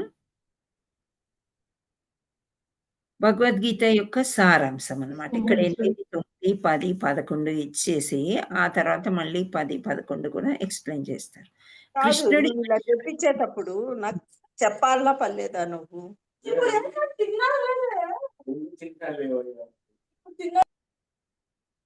Thank you. Hare Krishna. So, కృష్ణుడి ఐశ్వర్యాలు తెలుసుకోవడం వల్ల ఫలితం ఏంటి? అంటే కృష్ణుడు ఇంత గొప్పవాడు, అంత గొప్పవాడు, ఇంత వీరుడు, షడైశ్వర్యాలు తెలుసా కృష్ణుడి గురించి? మీకెవరికైనా తెలిస్తే చెప్పండి. కృష్ణుడికి హరే కృష్ణ మాతాజీ. చెప్పండి. బలము, హ్మ్. శక్తి, హ్మ్. ఆ, శక్తి అన్న, బలమన్న ఒకటే గదా! ఐశ్వర్యము, ఓకే. వైరాగ్యము, ఆ! ఇంకా అందము. అందము, హ్మ్. జ్ఞానము ఇంకా? జ్ఞానము, జ్ఞానము, ఓకే. ఇంకా కీర్తి, ఇంకొకటి కీర్తి, కీర్తి. యశస్సు. ఓకే. సో, కృష్ణుడి కంటే అందంగా ఎవ్వరుండరు. ఎవ్వరుండరు. సో, మనం ఎన్నో స్టోరీలు మనం చూసుకున్నాము. ఎంతో ఎ మా భార్య అందంగా ఉంటుంది అని అనుకుంటే, కృష్ణుడిని చూసిన తర్వాత కాదు అని అనిపిస్తుంది. అదే రకంగా ఏ అందాన్ని ఏమి చూసినా గాని కృష్ణుడి తర్వాతే అన్నమాట. అంత అందగాడన్నమాట కృష్ణుడు. అంత అట్రాక్షన్ కృష్ణుడిలో ఉంటుంది. అదే విధంగా ఐశ్వర్యం ఎందుకుంటుంది కృష్ణుడి దగ్గర అంటే లక్ష్మీదేవి లక్ష్మీదేవి ఆ! పాదసేవ. వక్షస్థలంలో నివసిస్తూ ఉంటుంది గాబట్టి, అందరికంటే గొప్ప ఐశ్వర్యవంతుడు. కృష్ణుడు కావాలంటే మనల్ని నిల్లు చేయవచ్చు. మన దగ్గర ఒక్క నయ పైస లేకుండా గూడా చేయొచ్చు. అదే విధంగా 2 చేతులతోనిచ్చి గొప్పవాళ్ళని గూడా చేయవచ్చు. కానీ, కృష్ణుడి కంటే ఐశ్వర్యవంతులము మనము కాము. ఇది నమ్మాలి. రైట్? సో, ఆ విధంగా బలము అనుకుందాం మనం. బలం గూడా కృష్ణుడి యొక్క బలం ముందు మనమెంత? కృష్ణుడు ఆయుధం పట్టాడు అని మనం అనుకుంటాం. కానీ అవసరమైతే చక్రాన్ని బే రథ చక్రాన్ని తీసుకొని భీష్ముడి మీదకి పరిగెత్తాడు. ఆ ఘట్టం గుర్తు చేసుకోండి. అర్జునుడు ఆపుతాడు పాదాభివందనం చేసి. ఆ విధంగా కంసుని కూడా చంపుతారు కదా మాతాజీ. ఆ! రెచ్చగొడతాడనమాట గోవర్ధన భీష్ముడు. పర్వతాన్ని ఎక్కుతారు. అలా చూడాలి అని అనుకుంటాడు. భీష్ముడు. నీ చేత ఆయుధం పట్టిస్తా అని శపథం చేస్తాడు. ఆయుధం పట్టనంటాడు గదా! అయితే ఆ బండి చక్రం తీసుకొని వెళ్తాడని. అలా ఆయన బలం ముందు ఎవ్వరు ఎటువంటి వాళ్ళు గూడా పనికిరారు. సో, ఇలా ఐశ్వర్యాల గురించి అన్నీ తెలుసుకోవడం వల్ల ఫలితం ఏంటి అంటే, దేవాది దేవుడే భగవానుడు. ఆయనే గొప్ప కీర్తివంతుడు అని నమ్ముతారనమాట. నెక్స్ట్ శుద్ధ భక్తి అంటే ఏంటి? అని అడుగుతున్నారు. తనని చేరడానికి కృష్ణుడు ఎవరికి తెలివితేటలు ఇస్తాడు? అజ్ఞానం నుండి ఎలా బయటపడాలి? ఇవి నెక్స్ట్ స్లైడ్‌లో వస్తాయి చూద్దాం. సో, ఇక్కడ 10, 10లో నేను వారి ఎడ ప్రత్యేక కరుణను చూపుట కొరకు వారి హృదయమందు వసించుచు తేజోమయమైన జ్ఞానదీపముచే అజ్ఞాన జనితమగు అంధకారాన్ని నశింపజేయుదును. తేషామేవానుకమ పార్థ మహామజ్ఞానజం తమః నాశయామ్యాత్మ భావస్థో జ్ఞానదీపేన భాస్వత. అంటే ఇప్పుడు జ్ఞానదీపం వెలిగిస్తాడంట. మనం చూడండి అజ్ఞానంలో ఉన్నాం. మనకేమి అర్థం కావట్లేదు. ఏమీ తెలియట్లేదు. కానీ భక్తి చేయడం వల్ల మనలో మనలో ఉన్న కృష్ణుడు, మనలో ఉన్నాడు గదా కృష్ణుడు. అందరిలో ఉన్నాడని రెండో చాప్టర్‌లో చదువుకున్నాం గదా! పరమాత్మ హృదయంలో వసిస్తున్నాడు. సో, ఆ ప్రత్యేకమైన కరుణను చూపితి ఆరి కొరకు హృదయమందు వసించుచు తేజోమయనమైన జ్ఞానదీపాన్ని వెలిగించినప్పుడు అజ్ఞానం అనేది వెళ్ళిపోతుంది. ఇప్పుడు మనం చీకట్లో ఉన్నాము. ఒక క్యాండిల్ వెలిగిస్తే ఏమవుతది? రూమంతా మంచి వెలుతురొస్తుంది కదా! ఆ క్యాండిలే కాకుండా లైట్ వేసామనుకోండి ఇంకా బ్రైట్ లైట్ మనకి వస్తుంది. అంటే అజ్ఞానం అంటే చీకటి, జ్ఞానం అంటే వెలుతురు. ఇలా మనకి జ్ఞానాన్ని మనం అంటూ ఉంటాం గదా! అరే! బల్బు వెలిగినట్టు వెలిగింది. ఇలాంటి ఐడియా వచ్చింది. మంచి పనయింది. ఇది రావడం మూలానే నేనిలా చేయగలిగాను అని ఒక్కోసారి మనకి కొన్ని థాట్స్ ఒస్తాయి గదా! కరెక్ట్ ఐడియా కరెక్ట్ టైంకి వచ్చింది అనుకుంటాం. అది మన గొప్పతనం అని మనం అనుకుంటాం. కానీ భగవంతుడు ఎవరికేమి ఇయ్యాలో అది ఇస్తూ ఉంటాడనమాట. ఇది 10.10లో ఏమవుతుంది, ఇప్పుడు భగవంతుడు మనకి ఏదో ఇచ్చాడు, మనకి హ్యాపీగా ఉంటుందా? పిల్లలకి ఏదో కావాలి, వాళ్ళకి ఒక అన్నం పెట్టే బదులు ఒక సమోసా, ఒక వాళ్ళకి ఇష్టమైన పిజ్జానో, ఒక చాక్లెటో ఇచ్చామనుకోండి, వాళ్ళకేమొస్తుందప్పుడు? ఆనందం వస్తుంది, సంతోషం వస్తుంది కదా! సో, అఫెక్షన్ పెరుగుతుందనమాట. నాన్న నాకు ఇది తెచ్చారు, అమ్మ నాకు ఇది ఇచ్చింది అని పిల్లల మధ్య. మనకు కూడా భగవంతుడు మనకు కావలసిన సమయానికి ఒకరోజు ఏమైంది తెలుసా? నేను కింద అపార్ట్మెంట్‌లో వెళ్ళాను. అది కూడా మాదే. తాళం రావట్లేదు అస్సలు తీస్తుంటే. ఏదో ఇరుక్కుపోయిందనమాట. ఇప్పుడు ఆ తాళం ఇరికిపోయిందనుకో, ఆ రోజు సండే ఎవ్వరు లేరు, కష్టము, ఫోను లేదు చేతిలో. ఏం చేయనురా భగవంతుడా అనుకుంటున్నా. కృష్ణ అనుకున్నాను, టక్కుమని తాళం తెరుచుకుంది. అంటే ఆ తెలివి ఎవరిచ్చారు? అప్పుడు ఇట్లాంటి శ్లోకమే 8వ అధ్యాయమో, 10 అప్పుడే చదివాను, వెళ్ళాననమాట. అంటే కృష్ణుడు ఎక్కడ ఏ అవసరమో, ఇప్పుడు ఒక్కతే ఉన్నది, ఇప్పుడే నన్ను సేవించింది, చదువుకుంటూ కిందకి పుస్తకం కోసమే వెళ్ళింది, నేను హెల్ప్ చేయకపోతే కష్టం గదా అని కృష్ణుడు భావించుంటాడు. అప్పుడు తప్పకుండా అది టక్కున వచ్చేసిందనమాట. సో, ఏదైనా మనం కృష్ణ లోకంలో అంటే కృష్ణుని తన్మయత్వంలో మనం ఉన్నప్పుడు ఏమవుతది అంటే అఫెక్షన్ పెరిగిపోతుందనమాట. అన్నిటికి నాకు కృష్ణుడు హెల్ప్ చేస్తాడని అహంకారం అండ్ ఓవర్ కాన్ఫిడెన్స్ అంటారు గదా! అది కాకుండా ఇంకా శరణాగతి అనమాట. కృష్ణ ఇప్పుడు నాకెవ్వరు లేరు, నా చేతిలో ఫోను గూడా లేదు, నాకిది అవసరం, అది ఇరుక్కుపోయింది, అది ఇరిగిపోయింది అంటే ఇంక మళ్ళీ చేయించాలంటే చాలా కష్టం and it's on Sunday. So, భగవంతుడు అనుకున్నాను, టక్కునొచ్చిందన్న. ఇలా స్పెషల్లీ విమెన్‌లో తెలివి అంతా గూడా భగవంతుడే ఇస్తాడంట. ఈ మధ్య చూసారా, ఎక్కడ చూసినా విమెన్ ఎంపవర్‌మెంట్ ఎక్కువైపోయింది. మీరు గమనించారో లేదో స్కూల్స్‌లో, కాలేజెస్‌లో, ఐ మీన్ పొలిటీషియన్స్‌లో అన్నిట్లో గూడా విమెన్ ముందు ప్రోగ్రెస్ చెందుతున్నారు, ముందుకు వెళ్తూ ఉంటున్నారు. ఈ మధ్య మనం చూసింది రీసెంట్‌గా క్రికెట్ చూసుంటారు మీరందరూ అని అనుకుంటున్నా. చూడకపోయినా వినుంటారు, ఎవరో ఒకళ్ళు మన చెవిలో వేస్తూ ఉంటారు కదా! సో, విమెన్ క్రికెట్ ఎంత ఫేమస్ అవుతుందో, బాగా ఆడుతున్నారు ఆడపిల్లలు అని సో, ఈ తెలివి సామర్థ్యం అంతా గూడా ఎవరిస్తున్నారు అనంటే అఫెక్షన్ వల్ల భగవంతుడే మనకిచ్చి అజ్ఞానం నుండి స్త్రీని జ్ఞానం వైపు వెళ్ళనిస్తున్నాడు. అంటే అఫెక్షన్‌తో మనకి ఒక ప్రాయోజన వస్తుంది. ప్రాయోజన అంటే ఫలితం అన్నమాట. ఒక ఫలితం మనకి వస్తుంది. ఎటువంటి ఫలితం అంటే అంధకారం నుండి చక్కగా మనము వెలుగులోకి వెళ్తున్నాము. సో, ఇంకా లాస్ట్‌దనమాట. ఇక్కడ మనం అఫెక్షన్ అంటే ప్రేమ అని చెప్పుకున్నాం గదా! సో, ప్రేమ ఎక్కువైపోయినప్పుడు ఏమవుతది? నువ్వు, నేను అని తేడా ఉండదు, ఇద్దరం ఒకటే అని అనుకుంటాం. అంటే నీ ఆలోచనలు నేను గౌరవిస్తాను, నా ఆలోచనలు నీవు గౌరవిస్తావు. ఆ ప్రేమ అనేది భగవంతుడికి, భక్తుడికి మధ్య ఉందనుకోండి, అసలు భగవంతుడు ఏమివ్వాలో అది ఇస్తాడు, భక్తుడు ఏమీ కోరుకోడనమాట. సో, అలా ఉంటుంది. ఇది 11వ దాంట్లో పూర్తిగా అబ్సార్ప్షన్. భగవంతుడిలో మనం పూర్తిగా లీనమైపోతూ ఉంటామనమాట. సో, అదేంటి అని చూద్దాం. తేషాం సతతయుక్తానాం భజతాం ప్రీతిపూర్వకం దదామి బుద్ధియోగం తం ఏన మాముపయంతి తే. ప్రేమతో నా సేవయందు నిరంతర ఆసక్తులైన వారికి నన్ను చేరగల బుద్ధి యోగమును నేనొసగుదును. సో, ఎంత ప్రేమ! ఆయనను చేరుకోవడమే ఒక అబ్సార్ప్షన్ అనమాట. పూర్తిగా ఆయనలోకి వెళ్ళిపోవడము. అదంత తేలిక కాదు. ఇక్కడ మనం ఎంత ఈజీగా చదివేసాం గదా! ఏంటి, మనం భగవంతుడిని నమ్ముతాము, విశ్వాసం పెట్టుకొని బాగా పూజిస్తాము. తర్వాత మనం ఆయన చెప్పినట్లే విని శరణాగతి పొందినంతనే భగవంతుడి సేవ మనం చేసినంతనే, ప్రేమతో సేవ చేసినంతనే భగవంతుడి ధామానికి మనం వెళ్ళిపోతాము అని చెప్తూ ఉన్నారనమాట. సో, అంత ఈజీయా అంటే అంత ఈజీ కాదనే చెప్పాలి. అంటే మనం ఉండే ఒక గంట సరిపోదు.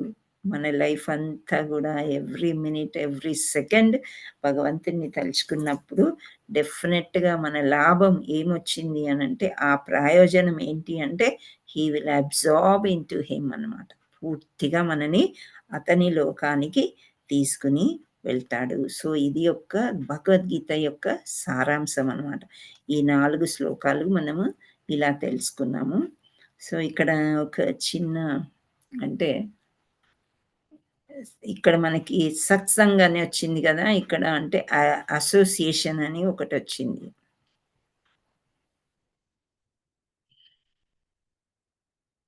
అసోసియేషన్ అంటే ఏమనుకున్నాం మనం? హరే కృష్ణ. డివోటీస్ మధ్యలో ఉండేది మాతాజీ. భక్తుల సాంగత్యం మాతాజీ. Very, very good. భక్తుల సాంగత్యంలో మనం ఉండేదన్నమాట. భక్తుల సాంగత్యంలో గూడా భక్తులు 3 రకాలుగా ఉంటారన్నమాట. ఏంటి అంటే స్టార్టింగ్‌ది ప్రయత్నం జేయండి. నేను 2 జెప్తాను. మధ్యమ, ఉత్తమ. మొదటిదేంటి? కనిష్ట అంటారు. ఓకే. కనిష్ట, ఓకే. మధ్యమ, ఉత్తమ. ఉత్తమ. సో, ఉత్తమ భక్తులు చాలా శుద్ధ భక్తులు ఉంటారు. సాధువులు అంటారు వాళ్ళని. మహాత్ములు అని గూడా మనం చదువుకున్నాం గదా! సో, ఈ మహాత్ముల సాంగత్యంలో మనం ఉన్నప్పుడు ఆ విషయం వేరేలాగానే ఉంటుంది. కానీ రజోగుణంలో ఉండే కొందరు సాధువుల్ని గానీ, ఇటువంటి సాంగత్యాల్ని గానీ పెద్దగా నమ్మరు. ఎందుకు? రజోగుణంలో ఉన్నారు. నేనే రాజుని, నేనే మంత్రిని, నా దగ్గర శక్తి ఉంది, నా దగ్గర బలం ఉంది, ఐశ్వర్యం ఉంది. ఇవన్నీ అనుకుంటూ ఉంటారాళ్ళు. ఓకే. సో, ఇలా ఒక కథ చాలా మంచి స్టోరీ చెప్పారు. నిన్న అనుకుంటా. హాబిట్స్‌లో ఒక ప్రభుజీ చెప్పారు. విన్నాను. మళ్ళీ ఒక క్వెషన్ గూడా అడిగాను. క్లియర్ జేశారు. ఆ స్టోరీ మీకు చెప్తాను చూడండి. భక్తుల సాంగత్యంలో ఉంటే ఎలా ఉంటుంది? సో, ఒక రాజున్నాడు. చక్కని పరిపాలన జేస్తున్నాడు. మంచివాడే. చెడ్డవాడైతే కాదు. కానీ భగవంతుడిని పెద్దగా నమ్మడనమాట. అంతా నేనే అన్నట్లు ఉన్నాడాయన. ఒక సాధువు వస్తాడు. సాధువు వచ్చి "నువ్వు ఇంత చేస్తున్నావు గదా! కొంచెం భక్తి చెయ్యి బాబు. కొంచెం చేసుకుంటే నీకు చాలా మంచిది" అని చెప్తే, "నువ్వేమన్నా చెప్పు. కానీ దేవుడి పేరు చెప్పొద్దు. దేవుడి సాంగత్యం నా దగ్గరికి తీసుకురావద్దు" అని అంటాడు. అని ఇంక తొందర పెడతాడు. "నువ్వు వెళ్ళిపోవడమే మంచిది" అని. కానీ ఆ సాధువు ఎలాంటి వాడంటే కాసేపు ఉండి ఆయన ఏం చెప్తాడంటే, "సరే నువ్వేమీ నమ్మట్లే గదా! మరణించేటప్పుడు భక్తుల సాంగత్యం వల్ల లాభమేమి అని అడుగు" అని చెప్తాడు. మరణ సమయం వచ్చేస్తుంది గదా! యమభటులొచ్చేస్తారు. లేదా విష్ణుదూతలొస్తారు. నువ్వు పుణ్యాత్ముడు. నువ్వు భక్తే చేయకపోతే విష్ణుదూతలు ఎక్కడొస్తారు? అందుకని యమభటులని చెప్పడు, విష్ణుదూతలని చెప్పకుండా నువ్వు మరణించే సమయంలో నిన్ను తీసుకుపోయే వాళ్ళొస్తారు గదా! వాళ్ళని ఈ ప్రశ్న అడుగు నాయనా! నీకే అర్థమవుతది అని చెప్పి అక్కడి నుంచి వెళ్ళిపోతాడట. సో, ఈ రాజు బాగా ఎంజాయ్ చేస్తాడు. రాజులంటే ఏంటి? వాళ్ళకిష్టమున్నది తాగుతారు, తింటారు, రాజ్యాలేలుతారు, విమెన్, ఇంటాక్సికేషన్ ఇన్ని ఉంటాయి. ఇవన్నీ ఎంజాయ్ చేసి మరణ సమయం వచ్చిందాయనకి. మరణించే సమయం వచ్చేసరికి యమదూతలొచ్చేసారు. వచ్చేసిన తర్వాత అడుగుతాడు. ఆయన గుర్తుందాయనకి సాధువుది గుర్తొచ్చేసిందాయనకి. గుర్తొచ్చేసి అంటే ఏదో జన్మలో పుణ్యాత్ముడేమో మరి. సాధువు ఇలా అడగమన్నాడు గదా! అని అడుగుతాడనమాట. సాధువు సాంగత్యం వల్ల లాభమేమి అని అడిగితే, ఇవన్నీ మాకు తెలవదు. మాకు నీ పాపాల చిట్టా ఇచ్చారు. దాని ప్రకారం నిన్ను తీసుకెళ్ళిపోతాను నరకలోకానికి. మాకేం తెలీదు. కానీ నువ్వు ఇంతలా అడుగుతున్నావు గాబట్టి మా రాజు యమధర్మరాజు దగ్గరికి తీసుకెళ్తాము. ఆయన చెప్తారు. నీ డౌట్ క్లియర్ చేస్తారేమో అని. అయితే ఈ సోల్‌ని అంటే బాడీ ఇక్కడ వదిలేసాడు గదా! ఈ ఆత్మని పట్టుకొని ఆత్మకి ఎట్లాంటి బాడీ ఇచ్చారంటే ఇంకా పాపాలు చేసే బాడీకి బాగా ఇంకా నూనెలో ఏపితే బాధ, ముళ్ళు పెట్టి గుచ్చడము, ముళ్ళ కర్రతో కొట్టడం ఈ బాధలు నరక బాధలన్నీ ఆయన అనుభవించే బాడీ ఇస్తారని. ఆ ఆత్మను పట్టుకొని వీళ్ళు యమభటులందరూ గూడా యమరాజు దగ్గరికెళ్లారంట. యమరాజు ఆశ్చర్యపోతున్నాడు. వాడికి కావాల్సినయన్నీ గూడా నేనిచ్చేసాను గదా! ఏమేం పనిష్మెంట్లు ఇవ్వాలో, మళ్ళీ నా దగ్గర ఎందుకు తీసుకొచ్చారు? అంటే ఇప్పుడు గ్రేట్ లీడర్స్ దగ్గర ఎవరైనా వెళ్తూ ఉంటే, అంతా పనయిపోయింది అనుకున్న వాళ్ళొస్తూ ఉంటే, మళ్ళీ ఏదో హైయర్ రికమెండేషన్ తెచ్చారేమో అని భయపడుతూ, యమధర్మరాజు ఎందుకు తీసుకొచ్చారు నాయనా అనంటే, ఈయనేదో ప్రశ్న అడుగుతున్నాడు మనం పనిష్మెంట్ ఇచ్చే ముందు అనంటే, ఏమిటి ఆ ప్రశ్న? అంటే, సాధువు యొక్క సాంగత్యం వల్ల లాభమేమిటి? అప్పుడు యమధర్మరాజుకి కూడా అనిపిస్తుంది. అవును గదా! ఈ ప్రశ్న చాలా వాల్యుబుల్ ఉంది. ఇటువంటి ప్రశ్న అడిగాడు. నేనైతే చెప్పలేను. బ్రహ్మ దగ్గరికెళ్దాం పదా అని చెప్పి బ్రహ్మ దగ్గరికి వెళ్తారంట. 4 తలలు ఉన్న బ్రహ్మ గూడా ఏం చెప్పలేకపోతాడు. నేను చెప్పలేను, భక్తుల సాంగత్యం అంటే ఏంటి అనేది. సరే శివుడి దగ్గరికెళ్దాం పదా అని. శివుడి దగ్గరికెళ్తారంట. అప్పుడు ఇక్కడ వైకుంఠానికి వెళ్ళే ఎంట్రీ ఎవరికీ ఉండదంట. అయితే ఇవి అందుచేత బ్రహ్మ కానీ, ఇంతకుముందు ఎవరు యమధర్మరాజు వీళ్ళు వైకుంఠానికి డైరెక్ట్‌గా వెళ్ళలేరు గాబట్టి, శివుడిని అడుగుదామని వెళ్లారు. వెళ్తే శివుడు నాకు కూడా ఏం తెలుస్తుంది భక్తుల సాంగత్యం, నాకు కూడా పెద్దగా ఐడియా లేదు. పదండి మనమందరం కలిసి విష్ణుమూర్తి దగ్గరికెళ్దాము అని వైకుంఠానికెళ్తారంట. ఎవరితోని? ఈ సోల్‌ని గూడా పట్టుకొని పోతున్నారు వాళ్ళు. ఈ ఆత్మని. మహారాజు ఆత్మ. సో, ఆయన పెద్ద పాపాత్ముడు. అయినప్పటికీ కూడా ఆ డౌట్ క్లియర్ చేసుకుందాం అని చెప్పేసి ఆత్మని పట్టుకొని వెళ్తున్నారంట. వెళ్తుంటే వైకుంఠానికి శివుడికి ప్రవేశం ఉంది గాబట్టి అందరూ వెళ్లారు విష్ణుమూర్తి దగ్గరికి. వెళ్ళి క్వెషన్ అడుగుతారంట. ఇతను సాధు సంఘ అంటే ఇదే. ఈ సత్పురుషులతోని ఉంటే ఏంటి లాభం అని అడిగారు. అందుచేత మేమందరం ఇక్కడికి రావాల్సొచ్చింది అని జెప్తే, మీ కళ్ళ ముందే ప్రత్యక్షంగా మీరు చూస్తున్నారు. ఆయన పెద్ద పాపాత్ముడు అని మీరు ఏదో పనిష్మెంట్ ఇవ్వాలి అనుకుంటే, అతను మీ సాంగత్యంగా సాధువు ఎప్పుడైతే వచ్చి సాంగత్యం చేశాడో, చెప్పాడో, అది కాసేపే చాలా తక్కువ సమయమే ఉంటుంది గదా! నువ్వు వెళ్ళిపో అన్నాడు రాజు. ఆ తక్కువ సమయంలోనే ఈ ప్రశ్న అడుగు నాయనా అని చెప్పినందుకే ఆయన వైకుంఠానికే వచ్చేసాడు గదా! మీకు అర్థం అవ్వట్లేదా అని అన్నాడంట విష్ణుమూర్తి. అప్పుడు ఆత్మ ఇంకా ఒక్కసారి వైకుంఠంలోకి వెళ్తే బయటికొచ్చే ప్రసక్తే లేదనమాట. వెళ్ళడమే ఒక సమస్య. అంటే అసోసియేషన్‌ని పట్టుకొని ఉంటే వైకుంఠానికి వెళ్ళిపోతామనమాట మనం. ఏ అసోసియేషను? డివోటీస్ సాధు సంఘ. సాధు సంఘ లవమాతృ సాధు సంఘ అంట. సో, అలా చిన్న పిసురంతా అని అంటారు. అంటే కొద్దిగా సాధువులతోని మనం కలిసినా సరే వైకుంఠం.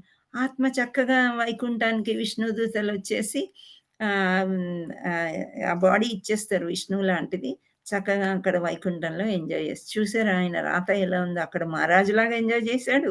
ఆ ప్రశ్న అడిగి ఆ సాధువుతో సాంగత్యం చాలా తక్కువ సేపు చేసినందుకే ఇంత మంచి వైకుంఠ ప్రాప్తి అతనికి లభించింది. ఆ తర్వాత వీళ్ళు ఇంతేనా? ఈ మాత్రం కూడా మనం అర్థం చేసుకోలేకపోయాం అని జెప్పేసి బ్రహ్మలోకానికి బ్రహ్మ వెళ్ళిపోతాడు. కైలాసానికి శివుడు వెళ్ళిపోతాడు. యమధర్మరాజు ఆయన లోకానికి ఆయన వెళ్ళిపోతాడంట. సో, ఆ విధంగా సాధు సంఘ అంటే అంత ఇంపార్టెంట్ అన్నమాట. సో, మనము ఎవరైనా సాధువులు కలిస్తే జస్ట్ ఇగ్నోర్ చేయడం అనేది చాలా తప్పు. నన్ను వాళ్ళని చూడొద్దా? అంతే మేడం. మేము చూడాలి కదా పేరెంట్స్ ఎట్లున్నారు కండిషన్ అనేది. బహచికిపోయింది, యోగులు బయటపడ్డాయి, యోగులు ఉన్నాయి. Hare Krishna. Thank you so much. అందుకని అన్‌మ్యూట్ చేసుకోకూడదు. అన్‌మ్యూట్ అయిపోయిందనుకోండి మన ఇంట్లో ఉండే పోట్లాటలు గానీ, ఏవైనా గానీ బయట పడిపోతూ ఉంటాయి. ఓకే. సో, అలా అబ్జార్ప్షన్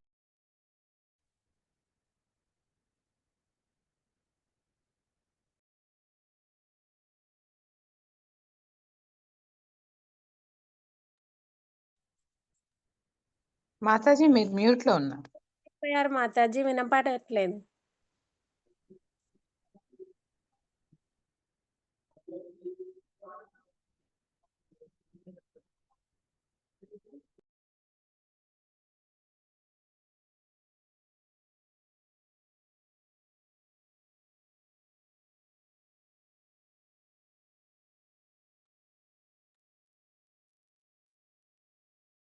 నోట్లోనే ఉన్నారు మాతాజీ.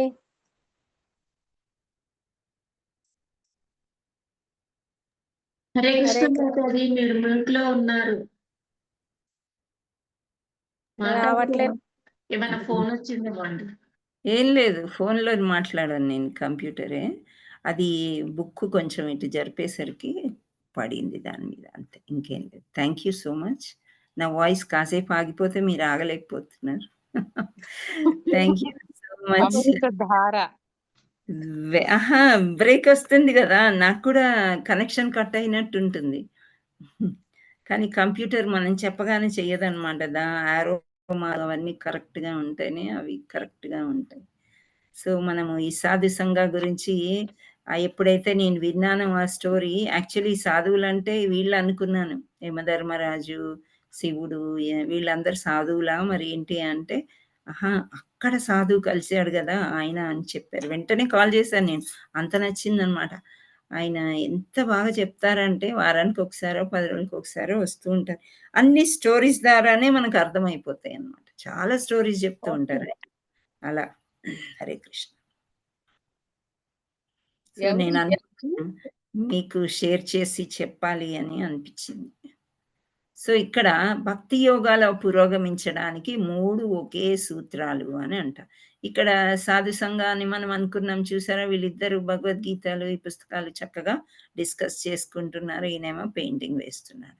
అంటే ఒకే జీవిత ధ్యేయం, కృష్ణుడు జీవితపు పరమార్థం, ఒకే అర్హత, భక్తియుక్త సేవ యొక్క కార్యకలాపాలకు చిత్తశుద్ధితో అంకితం అవ్వడము, ఒకే ఆశ, కృష్ణుడి కోసం ప్రేమతో ఏవైనా కర్మలు చేయడం. అంటే కృష్ణుడి కోసమే పనులు చేయడము అని అర్థం అన్నమాట. మామూలుగా ఈ కర్మ అంటే వర్క్ అని నేర్చుకోండి మీరు. ఓకే. ఇంగ్లీష్‌లో మనం వర్బ్ ఈజ్ యాక్షన్ వర్డ్ అంటాం గదా! ఆ విధంగా అన్నమాట.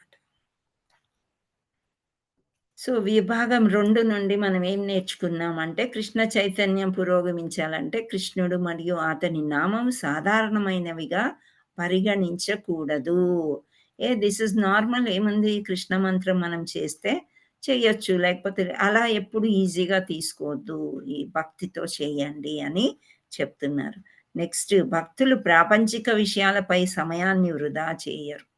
వారు కృష్ణుడి గురించి వినడానికి మరియు సంభాషించడానికి మాత్రమే తమ సమయాన్ని వినియోగిస్తారు. నేను చెప్పాను గదా! షాపింగ్ మాల్‌కి వెళ్ళాలన్నా, ఇంకెక్కడికైనా సినిమాకి వెళ్ళాలన్నా, సినిమా చూడాలన్నా, సినిమా పాటలు గంతులెయ్యాలన్నా పెద్ద ఇష్టం అనిపిచ్చదనమాట. అందుకని ప్రాపంచిక విషయాలు అస్సలు మనం సమయం వృధా చేయకూడదు. మనకు సమయం చాలా తక్కువ ఉంది. ఎప్పుడు మరణం వస్తుందో మనకు తెలియదనమాట. శ్రద్ధతో మరియు ప్రేమతో కృష్ణుడి కొరకు ఏదో రకమైన సేవ చేయాలి. ఏదో రకం అన్నమాట. ఒక అర్చన చేయొచ్చు, పూలమాల కట్టొచ్చు. రేపు పూజ కోసం ఇప్పటి నుండే తయారయ్యి పూజ సామాను క్లీన్ చేసుకోవచ్చు అలా అన్నమాట. సో, ఇన్ని చెప్పిన తర్వాత కూడా do you accept? That is the question here. అంగీకరిస్తారా భగవంతుడిని అని ఇక్కడ నెక్స్ట్ అన్నమాట. మొదటిసారిగా అర్జునుడు కృష్ణుని స్థానాన్ని అంగీకరించి మరింత తెలపాలని అభ్యర్థిస్తాడు. సో, ఇక్కడ 10వ అధ్యాయానికి వచ్చేసి ఇంకా దగ్గరికొస్తున్నా సరే అర్జునుడికి ఇంకా అనిపిస్తుందనమాట. ఇంకా ఏమన్నా చెప్పు, ఇంకా ఏమన్నా చెప్పు అని అభ్యర్థిస్తే, ఏది మన హృదయం మరియు మనస్సు యొక్క పరివర్తనకు దారి తీస్తుంది? కృష్ణుడిని మన జీవిత కేంద్ర బిందువుగా ఎలా చేసుకోవాలి? మనం అర్జునుడి అడుగుజాడలను అనుసరించాలి.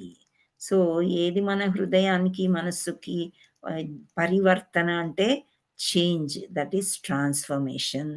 మనం ఎంతో భౌతిక ప్రపంచానికి అతుక్కుని పోయాం గదా! కానీ కృష్ణుడి వైపు మళ్ళాలంటే ఆధ్యాత్మికం సైడ్ వచ్చేయాలన్నమాట పూర్తిగా. ఆ వరల్డ్ నుంచి ఈ వరల్డ్‌కి రావాలంటే అంత ఈజీ కాదు. సో, ఇలా భక్తి చేస్తే, అంగీకరిస్తే మనం ఇటు వచ్చేయొచ్చు అని చెప్తున్నారు. నెక్స్ట్, అర్జున ఉవాచ. ఇది చాలా మంచి శ్లోకము. పరబ్రహ్మ పరంధామ పవిత్రం పరం భవాన్ పురుషం శాశ్వతం దివ్యం ఆదిదేవమజం విభుం ఆహుస్వాం ఋషయా సర్వే దేవర్షిర్నారదస్తదా అసితో దేవలో వ్యాసః స్వయం చైవ వ్రణీషి మే. అర్జునుడు అంటున్నాడు, ఇది 11 వరకు చెప్పుకున్నాము. ఇది 12, 13 అన్నమాట. నీవు దేవాది దేవుడవు, పరంధాముడవు, పవిత్రుడవు, పరతత్వమువు, శాశ్వతుడవు, దివ్యుడవు, ఆదిపురుషుడవు, పుట్టుక లేనివాడవు, ఘనమైన వాడవు అయ్యున్నావు. నారదుడు, అసితుడు, దేవలుడు, వ్యాసుడు వంటి మహా ఋషులందరూ నిన్ను గూర్చి ఈ సత్యమునే ధృవపరిచి ఉన్నారు. ఇప్పుడు స్వయంగా నీవు అదే విషయాన్ని నాకు తెలియజేయుచున్నావు. సో వీళ్ళందరూ పెద్ద పెద్ద ఋషులు అందరూ కూడా నారదుడు ఈ ఇక్కడ మృగారి స్టోరీ చెప్పాను కదా నేను నిన్న, గుర్తుందా మీకు? మృగాల్ని చంపి అవి గిలగిలా కొట్టుకుంటుంటే వాటి యొక్క మాంసం తీసుకుని తినే అంత మూర్ఖుడు అనమాట. కానీ చివరికి ఆయన నారదుడి వల్ల పూర్తిగా మారిపోతాడనమాట. అలాంటి ఋషులు నారదుడు చాలా మందిని మారుస్తూ ఉంటాడనమాట. వాల్మీకిని కూడా నారదుడే మార్చాడు. అలా ధ్రువ మహారాజ్కి హెల్ప్ చేస్తాడు. అలా ఆయన సాంగత్యం చాలా మంచిదన్నమాట. వ్యాస మహర్షి గురించి మీకు తెలిసిందే. అలాగే అసితుడు, దేవలుడు వీళ్ళందరూ మహర్షులు. సో వీళ్ళందరూ భగవంతుడి గురించి ఏం చెప్పారు? దేవాది దేవుడు శ్రీకృష్ణుడు, పరంధాముడు, పవిత్రుడు, అన్నీ కూడా శాశ్వతంగా ఉండే దివ్యుడవు, ఆది పురుషుడవు, పుట్టుక లేనివాడు. ఆది పురుషుడు అనేది నిన్న మనం చెప్పుకున్నాం కదా. పురుష కణాలు ఎక్కడి నుండి వచ్చాయి? భగవంతుడి నుండే వచ్చాయి అన్నమాట. ఆ నీళ్లు ఎప్పుడైతే పురుషుడు సేవిస్తాడో భగవంతుడు ఇచ్చిన వాటర్ని, అప్పుడే తల్లి గర్భంలోనికి శిశువు ప్రవేశిస్తాడు. అంటే భగవంతుడు నిర్ణయం చేస్తాడు, వీళ్ళకి ఇటువంటి పిల్లలు పుట్టాలి, వీళ్ళు భక్తులు, ఒక భక్తుడిని ఇద్దాం, వీళ్ళు డాక్టర్లు, ఒక డాక్టర్ని ఇద్దాం, వీళ్ళు ఇంజనీర్లు, ఒక ఇంజనీర్. అవన్నీ భగవంతుడు డిసైడ్ చేస్తాడు. కానీ మనం అనుకుంటాము, నేను డబ్బులు పెట్టి నేను డాక్టర్ చదివించాను, ఇంజనీర్ చదివించాను, అక్కడ పంపించాను. అవన్నీ కూడా మనం భగవద్గీత చదివితే మనం ఏమీ చేయలేదని మనకి అర్థమైపోతుంది. హరే కృష్ణ. అర్జునుడికి మరీ ప్రశ్నలు ఎక్కువైపోయాయి అంట. మనకేమో ప్రశ్నలే లేవు. మీ ఐశ్వర్యాలని వివరించండి, నేను మీ గురించి ఎలా ఆలోచిస్తాను, నేను నిన్ను ఎలా తెలుసుకోవాలి? అవును, ఇవన్నీ చెప్తున్నావు, కానీ ఇక్కడ ఉన్నట్లు మాకు ఎలా తెలుస్తుంది భగవంతుడు ఇక్కడ ఉన్నట్లు అని అడుగుతున్నాడు. సాధారణ ప్రజల కోసం ప్రతి ఒక్కరూ కృష్ణుడి ఐశ్వర్యాల గురించి వినవచ్చు కాబట్టి. సో ఐశ్వర్యాలను తెలుసుకోవాలంటే కృష్ణుడి కథలు వింటూ ఉంటే ఆయన ఐశ్వర్యాల గురించి మనకి తెలుస్తాయి. భక్తులు అమృతాన్ని రుచి చూడటం కోసం, మధురమైన లీలలు ఆస్వాదించేందుకు. సో మనం ఇప్పుడు అమృతాన్ని ఎన్ని వాటితో పోలుస్తూ ఉంటాం. ఏదైనా రుచికరంగా ఉందంటే అమృతం అంటాం. మంచిగా మాట్లాడే అమృత పలుకులు అని ఇందాక ఎవరో మాతాజీ అంటున్నారు. సో ఆ విధంగా ఈ లీలలు చాలా మధురమైన లీలలు కృష్ణుడు అన్నమాట. ఏ భగవంతుడిని చూసినా అక్కడో ఇక్కడో లీలలు కనిపిస్తాయి, కానీ కృష్ణుడు పుట్టిన 3 రోజుల నుండే మొదలెట్టేశాడు లీలలు. అవన్నీ తలుచుకుంటుంటే అసలు ఎంత ముద్దుగా ఆనందంగా ఆ ప్రదేశాలన్నీ కూడా వృందావనం వెళ్ళి చూసి వచ్చి, ద్వారకా వెళ్ళి చూసి వచ్చినప్పుడు, బద్రికా వెళ్ళి చూసి వచ్చినప్పుడు అవన్నీ నిజాలు. అందుకనే అంత మధురం అన్నమాట. వ్యక్తిగత శోషణ కోసం, అంటే తద్వారా మనం మరణ సమయంలో అతని గురించి ఆలోచించవచ్చు. మరణ సమయంలో ఎందుకు ఆయన గురించి ఆలోచించాలి? ఆయన ధామానికి వెళ్ళాలని. ఓకే. సో విభాగం 3 నుండి మనం ఏం నేర్చుకున్నామంటే, పరమ సత్యంగా అంగీకరించడం ద్వారా హృదయం, మనస్సు పరివర్తన చెందుతాయి. భగవద్గీతను పరంపర ద్వారా మాత్రమే అర్థం చేసుకోగలము. భగవద్గీత ఎన్నో రకాలుగా ఉంటుందమ్మా. శ్లోకాలు అవే ఉంటాయి, అనువాదం కూడా అదే ఉంటుంది. కాకపోతే ఈ భాష్యం అనేది ఉంటుంది కదా, ఒక్కొక్క గురువు ఒక్కొక్కలాగా చెప్తూ ఉంటారు మనకి. చాతుర్వర్ణం మయా సృష్టం అన్నారు. అంటే 4 వర్ణాలని నేనే సృష్టించాను భగవంతుడు భగవద్గీతలో చెప్పాడు. సో వర్ణం అంటే రంగు. కొందరు ఏమంటారంట, రంగులు అని వర్ణిస్తూ ఉంటారంట. అంటే సత్యయుగాన్ని తెలుపులాగా, ద్వాపర యుగం నీలంలాగా అలా. సో అలా డిఫరెంట్ ఉంది. కానీ పరంపర మనం 4 పరంపరలు చదువుకున్నాం, గుర్తున్నాయా? హరే కృష్ణ. 4 పరంపరలు. శ్రీ సాంప్రదాయము, బ్రహ్మ సాంప్రదాయం, రుద్ర సాంప్రదాయం. బ్రహ్మ, రుద్ర, ఇంకోటి శ్రీ సాంప్రదాయం, కుమార సాంప్రదాయం. కుమార సాంప్రదాయం. ఓకే. ఈ 4 సాంప్రదాయాలే వేదాల్లో ఉన్నాయి కాబట్టి ఈ పరంపర ద్వారా వచ్చిందే మనము అంగీకరించాలి అని చెప్తున్నారు క్లియర్గా. భగవద్గీతను పరంపర ద్వారా మాత్రమే అర్థం చేసుకోవాలి, వేరే ద్వారా కాదు.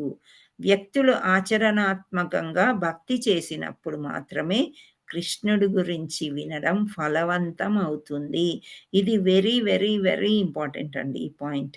ఏదైనా మనం ఆచరణ చేయాలి అంటే వినేసి ఊరుకోకూడదనమాట. చక్కగా ఆచరణలో పెట్టుకొని భక్తి వీళ్ళు ఇంత మారిపోయారేంటి అని, అంటే ఆచరణలో పెట్టడం అంటే ఏంటి, హర్షడ్వర్గాలు ఉన్నాయి కదా, కామం, క్రోధం, మదం, మాత్సర్యం, లోభం, మోహం, దేని మీద మోహం చెందకుండా ఉండడము, అరుస్తూ కొట్లాడకుండా ఉండడము, శాంతంగా ఉండడం, ఇవన్నీ మనం నేర్చుకున్న మనలో మార్పులు చూసారనుకోండి, మన ఇంటి వాళ్ళు కానీ, లేబర్స్ కానీ, రిలేటివ్స్ కానీ, వాళ్ళు కూడా భక్తిలోకి రావడానికి ప్రయత్నం చేస్తారనమాట. సో ఆచరణాత్మకంగా భక్తి చేసినప్పుడు మాత్రమే కృష్ణుడి గురించి వినడం మనము ఫలవంతమవుతుంది. ఎన్ని విన్నా కానీ ఎటో వెళ్ళిపోతాయి అని చెప్తున్నారు. సో కృష్ణుడు అర్జునుడికి తన ఐశ్వర్యాలను తెలియజేయట విభాగం 4. సో మనం కృష్ణుణ్ణి గాంచడం ఎలా చూద్దాము కృష్ణుణ్ణి? మన పరిమిత ఇంద్రియాలతో కృష్ణుడి యొక్క గొప్పతనాన్ని అర్థం చేసుకోవడం సాధ్యం కాదు. కృష్ణుడు మన హృదయంలో ఉంటాడు. సంపన్నమైనవి, అందమైనవి మరియు శక్తివంతమైన అన్ని కృష్ణుడి యొక్క కణం నుండే వస్తున్నాయి. సో మనము మమై వాంస జీవలోకి అన్నారు కదా, మీరందరూ అందరి జీవాలు కూడా నా యొక్క అంశలే అన్నాడు. సో అది గుర్తించినప్పుడు కృష్ణుని అన్ని చోట మనం చూడవచ్చు. ఇక్కడ ఇచ్చేసారు ఆన్సర్ ఏంటి అంటే మనస్సు. సో మనస్సులో కృష్ణుణ్ణి పెట్టుకున్నప్పుడు వేరే ఆలోచనలు మనకి పెద్దగా రావు. వేరే ఆలోచనలు వస్తున్నాయి, వాడితో పోట్లాడదాం, వీడితో పోట్లాడదాం, నా హక్కు ఇది అని ఏదన్నా అనుకున్నాం అనుకోండి, అప్పుడు మనసులో కృష్ణుడు లేనట్టు అని చెప్తారు. సో మనస్సులో ఎప్పుడు కృష్ణుణ్ణి పెట్టుకుని ఉండాలి. సో దానివల్ల మనకి ఏమొస్తుందంటే జీవశక్తి, ఈ శక్తి కూడా కృష్ణుడే, ఎవరో కాదు. ఇందాక చెప్పా కదా ఒక చిన్న ఉదాహరణ, మనకి ఎవ్వరు లేనప్పుడు కృష్ణుడే హెల్ప్ చేస్తాడు, అంటే శక్తి కూడా కృష్ణుడే ఇస్తాడు. ఆ తర్వాత సముద్రంలో హోరాతిహోరమైన సముద్రం ఇది. సముద్రం నుండి కూడా మనకి ఏమొస్తాయి, ఆవిరైపోయి నీళ్ళు వస్తాయి, అవన్నీ కూడా ఇంకా ప్రతి చోట కృష్ణుడిని, ఇంత పెద్ద సముద్రం అల్లకల్లోలం చేయొచ్చు, ప్రశాంతంగా ఉండి మనం బీచ్ల్లో ఆడుకోవచ్చు, అవునా? తర్వాత సింహం వలె టీవీగా అనమాట, గర్వంగా కూడా ఉండవు. ఇవన్నీ కృష్ణుణ్ణి చూపించేవి. సింహాన్ని చూస్తే కృష్ణుడు ఏ అవతారం గుర్తొస్తుంది మీకు? హరే కృష్ణ, వస్తుంది కదా. సో ఇక్కడ సింహాన్ని చూసి మనం నమస్తే నరసింహాయ అని పాడలేము, కొంచెం భయం వేస్తుంది. అయినప్పటికీ కూడా కృష్ణుడు కదా, నరసింహ అవతారం కదా అని గుర్తు రావాలన్నమాట. ఆ విధంగా హరే కృష్ణ. సో ప్రతి చోట ఇక్కడ నారదముని గురించి ఇప్పుడే చెప్పుకున్నాం మనం. నారదముని అంటే ఎవరో కాదు, కృష్ణుడే. ఆయన ఒకప్పుడు ఒక దాసీపుత్రుడు పూర్వజన్మలో, కానీ సాంగత్యం వల్ల, ఋషుల సాంగత్యం వల్ల మహా గొప్ప ఋషి అయ్యాడు మరు జన్మలో అనమాట. ఇంకా నారదుడు ముల్లోకాలు తిరుగుతూ ఆయన ఎన్ని వరాలు పొందాడో. నారదుడు ముల్లోకాలు తిరుగుతాడు కానీ వేస్ట్ చేయ టైం మనలాగా, అందరినీ భక్తులు చేస్తూనే ఉంటాడు. ఇక్కడ ప్రహ్లాదుడు కింద మీరు చూస్తున్నారా, ఈ ప్రహ్లాదుడుని అందరినీ హింసించడానికి ప్రయత్నం చేస్తుంటే ఆయన హరినామం తీసుకుంటున్నాడు. ఎక్కడి నుంచి విన్నాడు ఈ హరినామం అంటే, ప్రహ్లాదుడు గర్భంలో, తల్లి గర్భంలో ఉన్నప్పుడే నారదముని దగ్గర అన్నీ నేర్చేసుకున్నాడు అనమాట. సో పుట్టిన వెంటనే మాటలు రావడంతోనే ఆయన హరిభక్తి అందరికీ నేర్పిస్తాడు. ఎలా వస్తుంది ఇవన్నీ అంటే హరినామం జపించడం చోట. హరినామం జపించే వాళ్ళని ఒక ఫూల్స్ లాగా చూస్తారు కొందరు. ఆ తిలకం పెట్టుకోవడం ఏంటి, ఆ సంచి ఏంటి, ఆ మూట ఏంటి అని. సో అదంతా కూడా చాలా రాంగ్. కృష్ణుడు ఉన్నాడు వాళ్ళల్లో, ఈ నామం పెట్టుకున్నారంటే వాళ్ళలో కృష్ణుడు ఉన్నాడు, కనిపిస్తున్నాడు అని ఫీల్. కానీ అలా కొందరు ఎవరో అంటారు, కానీ సామాన్యంగా నామం చూస్తే గ్రేట్ రెస్పెక్ట్ ఇస్తారు. ఆటో వాళ్ళ దగ్గర నుంచి, క్యాబ్ వాళ్ళ దగ్గర నుంచి ప్రతి ఒక్కరు కూడా ఏంటో స్పెషల్ పర్సన్ ఉన్నట్టున్నారు అని. ఈరోజు నేను ఒక షార్ట్ డిస్టెన్స్కి ఒక ఆటోతో అడిగాను, కొంచెం ఆ మెయిన్ రోడ్ మీద దించుతావా బాబు అని. చక్కగా వచ్చేసాడు. ఎంత ఏంటి ఏం అడగలేదు. తర్వాత నేను అన్నాను, ఎంత ఇమ్మంటావు బాబు అని. మీరెంతో అంత ఇచ్చినా పర్వాలేదమ్మా అన్నాడు. అంటే ఎక్కడి నుండి వచ్చింది అది, కృష్ణుని చూశాడు ఆయన, నన్ను కాదు చూసింది. నా దేహాన్ని చూస్తే 100 రూపాయలు ఇవ్వు అంటాడు. కానీ కృష్ణుని చూశాడు కాబట్టి నా దగ్గర చేంజ్ లేదు నాయన, ఈ 10 రూపాయలు పెట్టుకో అన్న. వెరీ షార్ట్ డిస్టెన్స్ అనుకోండి, దట్ 10 రూపీస్ ఈజ్ ఓకే. కానీ అక్కడ ఆయన సుగుణం ఏంటి అని నాకు చాలా మనసు నిండిపోయిందనమాట.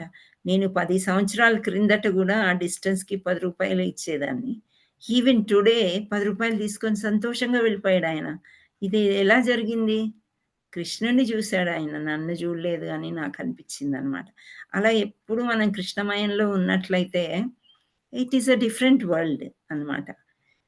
సో ఇక్కడ 10.25కి వచ్చాము. ఏంటంటే, నేను మహర్షులలో భృగువును, అంటే ఋషులలో భృగు మహర్షి, ధ్వనులలో దివ్యమైన ఓంకారము, యజ్ఞాల్లో జపయజ్ఞము, స్థావరమైన వాటిలో హిమాలయము. Himalayas are the highest peaks అన్నమాట. అందుచేత భగవంతుడు అంటున్నాడు, ఏవైతే చాలా పెద్దవో అది భృగు మహర్షి చాలా పేరున్న మహర్షి అన్నమాట. సౌండ్లో ఓంకారం అని అంటుంది. యజ్ఞాల్లో జప యజ్ఞము అంటే మనం చేసే జపయజ్ఞము, ఈ మంట వేసే యజ్ఞం కాదు అని చెప్తున్నారు. అన్ని దివ్య శబ్దాల్లో ఓంకారం కృష్ణుణ్ణి సూచిస్తుంది. హరే కృష్ణ మరియు ఓంకారం. హరే కృష్ణ మహామంత్రం జపించడము కృష్ణుని యొక్క శుద్ధమైన ప్రార్థనా విధానము. కలియుగంలో కలైవ్ నాస్తే కలైవ్ నాస్తే కలైవ్ నాస్తే అన్నారు. సో అలా ఇక్కడ ఈ యుగంలో మనము ఇదొక్కటే అన్నమాట. మనకి ఎన్ని యజ్ఞాలు చెయ్యి, అర్చన చేసుకున్నా లేకపోతే ఏమి చేసుకున్నా కానీ ఫలితం అంత రాదు. ఈ కలియుగానికి ఇచ్చారు ఒక్కటే జపయజ్ఞం. సో వివిధ యుగాలకు వివిధ ధర్మాలు ఇచ్చారంట. ఇక్కడ ఏమేమి ఇచ్చారో మనం చూద్దాం. కృతే యధ్యాయతో విష్ణుం త్రేతాయం యజ్ఞతో మకై ద్వాపరే పరిచర్యాయం కలౌ తత్ హరి కీర్తనాత్.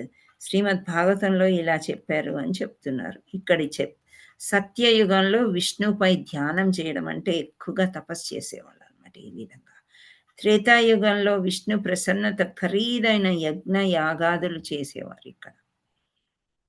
అండ్ ద్వాపర యుగంలో అర్చక విగ్రహాలని ఎక్కువ ఆరాధించేవాళ్ళు అనమాట. నెక్స్ట్ మనకి కలియుగం, ప్రస్తుత యుగంలో భగవంతుడిని పవిత్ర నామాన్ని జపించడం, సంకీర్తనం అండ్ చైతన్య మహాప్రభు అండ్ పంచతత్వాన్ని మనం ఇక్కడ జై శ్రీకృష్ణ చైతన్య ప్రభు నిత్యానంద శ్రీ అద్వైత గదాధర శ్రీవాసాది గౌర భక్త బృంద పంచతత్వ అన్నమాట. వీళ్ళ గురించి మనము ప్రే చేస్తాం. సో జపం అంటే ఎలా ఉంటుంది? హరే కృష్ణ కృష్ణ కృష్ణ హరే హరే, హరే రామ రామ రామ హరే హరే.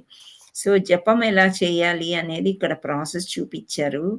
అది నేను రేపు చూపిస్తాను మీకు, ఎందుకంటే నేను ఇక్కడ రూమ్లోకి జపమాల తీసుకురాలేదు.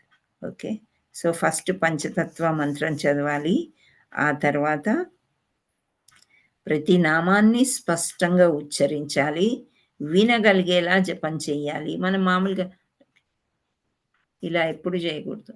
హరే కృష్ణ కృష్ణ కృష్ణ హరే హరే, హరే రామ రామ రామ హరే హరే. మనం మాట్లాడేది మన చెవులకి వినిపించాలి, అప్పుడే హృదయంలోకి వెళ్తుంది అని చెప్తారు. ఇంకా గౌరవం, భక్తి, ఏకాగ్రత వింటూ జపం చేయాలి. జపం ఎప్పుడు కూడా మనము జపం అంటే జపమే చేయాలి. ఇలా ఏ ప్రదేశంలో కూర్చోవడం, ఏ దిశలో అయినా కూర్చోవచ్చు, మీరు ఏ సమయంలోనా జపం చేయవచ్చు. అయితే ఉదయం వేళల్లో మంచిది అని సిఫార్సు చేశారంట. మీరు స్నానం చేయడానికి ముందు లేదా తర్వాత జపించవచ్చు. శుభ్రతతో చేయడం ఉత్తమము. ఇంకా జపాన్ని నియమిత సంఖ్యలో చేయమని సిఫార్సు చేయబడింది. అంటే 108 పూసలు కలిగిన పూసమాలపై చేయుట మేలు. ఇంకా చెయ్యకూడనివి ఏమేమి ఇచ్చారంటే, కొంత భాగాన్ని మాత్రమే జపించకూడదు.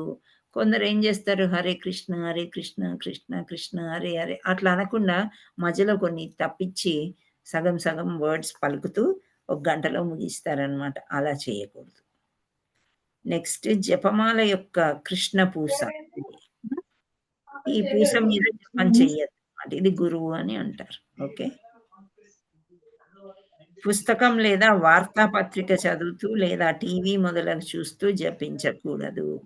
సో ఇవన్నీ గూడా కృష్ణుడి యొక్క వైబ్రేషన్స్ అన్నమాట. లేదా కృష్ణుడి యొక్క గ్రేట్‌నెస్‌లన్నీ మనకి చూపిస్తున్నారన్నమాట. ఏంటి అని. ఇవన్నీ మనం డిస్కస్ చేసాం ఆల్రెడీ. సో 4 నుండి ఏం నేర్చుకున్నామంటే కృష్ణుడి గొప్పతనాన్ని శ్లాఘించడానికి మన ఇంద్రియాలను శుద్ధీకరణ అవసరము. అర్జునుడు అజ్ఞానంతో లేడు, కానీ మనం ఉన్నాము. భక్తుని అభ్యసించడం ద్వారా ఈ అజ్ఞానం నుండి బయటపడవచ్చు. హరే కృష్ణ. ప్రభుజీ మ్యూట్లో ఉండండి. హరే కృష్ణ.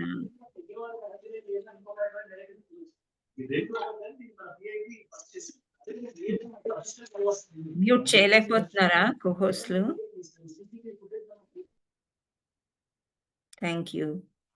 సో అర్జునుడు మామూలుగా భక్తుడు, చేస్తున్నా వీరుడు. అన్మ్యూట్ అయిపోతున్నారు మాతాజీ. మళ్ళీ చెయ్యాలమ్మా, మన డ్యూటీ అది. సో అర్జునుడు అజ్ఞానంలో లేడు, కానీ మనం ఉన్నాం. భక్తిని అభ్యసించడం ద్వారా ఈ అజ్ఞానం నుండి భక్తిని బయటపడవచ్చు. అంటే we are in the dark, let us come to the light అని అర్థం అన్నమాట. సో అన్న వస్తువులలో బ్రహ్మ నుండి చిన్న చీమ వరకు కృష్ణుడు పరమాత్మ రూపంలో ప్రవేశించడం వల్ల అవి ఉనికిలో ఉన్నాయి. సో అన్ని వస్తువుల్లో అంటే Brahma first son of Vishnu Krishna. So చీమ వరకు అంటే చీమ చాలా చిన్నది మనకి కనిపించే వాటిల్లో. అలాగే బ్యాక్టీరియా, వైరస్ కనిపించే సూక్ష్మజీవులు కూడా ఉంటాయి. ప్రతి రూపంలో కృష్ణుడు ఉంటాడు అని చెప్తున్నారు. ఇంకను ఓ అర్జున, సర్వజీవులకు జన్మకారక బీజమును నేనే, స్థావర జంగములలో నేను లేకుండా ఏదియు స్థితిని కలిగి ఉండలేదు. స్థావరాలు అంటే మనం ఏమనుకున్నాము, కొండలు కోనలు కదలు లేనివి, చెట్లు కూడా. అదే జంగమాలు అంటే కదిలేవి. వీటన్నిటిలో కూడా జన్మకారక బీజము నేనే అని చెప్తున్నారు. ఓ శత్రుంజయుడా, నా దివ్య విభూతులకు అంతమనది లేదు. నేను నీకు తెలిపిద అంతయు నా అనంత విభూతుల యొక్క సూచన మాత్రమే. సో ఈ విభూతులు అంటే గొప్ప విషయాలు, all glories of Krishna. So అవి చేయడంలో అంతం అనేది లేదు. ఎవరికి ఎక్కడ అవసరమో అక్కడ నేను చూపిస్తూనే ఉంటాను. నా ప్రతాపము అనంతంగా ఉంది అని చెప్తున్నారు. సంపన్నులు, సుందరులు, వైభవపేతములను అగు సమస్త సృష్టి విస్తారములు నా తేజోంశము నుండి ఉద్భవించినవిగా తెలుసుకునుము. సో సంపన్నాలు అంటే బాగా మనీ మ్యాటర్స్ అన్నమాట. అంటే మనకి భూమిలో బంగారం దొరుకుద్దా? హరే కృష్ణ. గోల్డ్ మైన్స్ ఉన్నాయా? ఉన్నాయి మాతాజీ. ఉన్నాయి కదా, అంటే సృష్టిలో ఉన్నాయి అని అర్థం. అలాగే వజ్రాలు దొరుకుతాయా? దొరుకుతాయి. ఇవి న్యాచురల్ సోర్సెస్ అవన్నీ కూడా. అంటే ఇవన్నీ ఐశ్వర్యాలు అన్నమాట. సో సంపన్నాలు, సుందరాలు. సుందరం అంటే మొక్కలు, చెట్లు, వనాలు, కొండలు, కోనలు, నీళ్లు, ఇవన్నీ అన్నమాట. వైభవేతమైన సమస్త సృష్టి ఎంత వైభవంగా ఉంది, ఈ దృశ్యం ఎంత బాగుందో కదా అని. మన ఇండియాలో ఎన్నో జలపాతాలు ఎన్నో ఎన్నో ఎన్నో ఉంటాయి, కానీ విదేశాలకు వెళ్ళి అవేవో వాటర్ ఫాల్స్ చూసి వచ్చామని చెప్తూ ఉంటారు. నాకు నవ్వాలో ఏడవాలో తెలియదు అనమాట. నైగేరా ఫాల్స్ తప్పకుండా చూస్తారు అక్కడికి వెళ్ళి. అంతకంటే మంచి దివ్యమైనవి మన భారతదేశంలో ఉంటాయి అన్నమాట. ఇక్కడ ఉండే ఆనందాన్ని ఆనందించకుండా వేరే దగ్గరికి వెళ్ళి పొరుగింటి పుల్లకూరలాగా ఉంటుంది మన అన్నీ కూడా. సో అవన్నీ కూడా తేజో అంశాలు అన్నీ కూడా భగవంతుడివి అని తెలుసుకోమని చెప్తున్నారనమాట లాస్ట్లో. కానీ ఓ అర్జున, నీ సువిస్తారమైన జ్ఞానం యొక్క అవసరమేమున్నది? కేవలం ఒక అంశ మాత్రం చేతనే నేను ఈ సమస్త విశ్వాన్ని వ్యాపించి పోషించుచుందును. సో భగవంతుడు మళ్ళీ అంటున్నాడు, నీ నీ జ్ఞానము ఏముంది, అవసరమే లేదు, నేను మొత్తం అంతా కూడా నేనే పోషిస్తున్నాను అని చెప్తున్నారు. So this is the one విభూతి యోగా, భగవంతుని యొక్క ఐశ్వర్యం అన్నమాట. సో హెచ్ అంటే హియరింగ్, అట్రిబ్యూట్స్ ఆఫ్ ఫెయిత్. ఇక్కడ అంతా ఇంగ్లీష్లో ఇచ్చారు. హియరింగ్ అంటే వినడం అని మనకు తెలుసు. More hears more fixed, need blessings fortunate. ఇక్కడ ఏమన్నారంటే ఎక్కువ వినడం మూలాన ఎక్కువ అర్థమవుతుంది, ఫిక్స్ అవుతుంది మైండ్లో. నీడ్ బ్లెస్సింగ్స్ అండ్ ఫార్చునేట్ అంటే భగవంతుడి యొక్క కృప ఉంటేనే మనం వినగలుగుతామని ఇక్కడ క్లియర్గా చెప్పారు. ఆ ఈ అంటే ఎసెన్స్ ఆఫ్ భగవద్గీత. అదేంటంటే సాధారణమైనగా మనం అనుకోకూడదు, సమయం వృధా చేయవద్దు, చిత్తశుద్ధి మరియు ప్రేమ కలిగి భక్తి చేయాలి. తర్వాత కృష్ణుణ్ణి అంగీకరించడం శుద్ధి చేస్తుంది పరమాత్మలో. సో ఎప్పుడైతే కృష్ణుణ్ణి అంగీకరిస్తామో మనం శుద్ధీకరణ పొందడమే కాకుండా పరమాత్మలో లీనమవుతాము అని చదువుకున్నాం మనం 10.11లో. సో రివీల్ వెల్లడిస్తాము. కృష్ణ అపరిమితమైన వారు శక్తుల ఉదాహరణల ద్వారా నిరూపించడం అవుతుంది. సో ఆయన యొక్క శక్తులు ఏంటి అనేది కొన్ని కథల ద్వారా మనకి తెలుస్తుంది అని చెప్తున్నారు. మనం నమ్మకం కుదిరి విశ్వాసం పెరిగితే మనకే తెలిసిపోతుంది కృష్ణుడు ఎక్కడెక్కడ ఏ విధంగా హెల్ప్ చేస్తున్నాడు అని. కానీ అన్నీ మనమే అనుకున్నప్పుడు మనకు అర్థం కాదు కృష్ణుడు. సో ఇది 108 సార్లు జపించండి. హరే కృష్ణ కృష్ణ కృష్ణ హరే హరే, హరే రామ రామ రామ హరే హరే. అయితే ఈ జపం అనేది మీకు మొదటి అధ్యాయము 2వ అధ్యాయంలోనే చెప్పవచ్చు చేయమని. కానీ ఇక్కడ కృష్ణుని పూర్తిగా నమ్మినంతనే మనకు ఉండే లాభాలు ఏంటి అని చెప్పారు కాబట్టి కనీసం ఇప్పటి నుండి అయినా జపం స్టార్ట్ చేయండి అని చెప్తున్నారు. హరే కృష్ణ.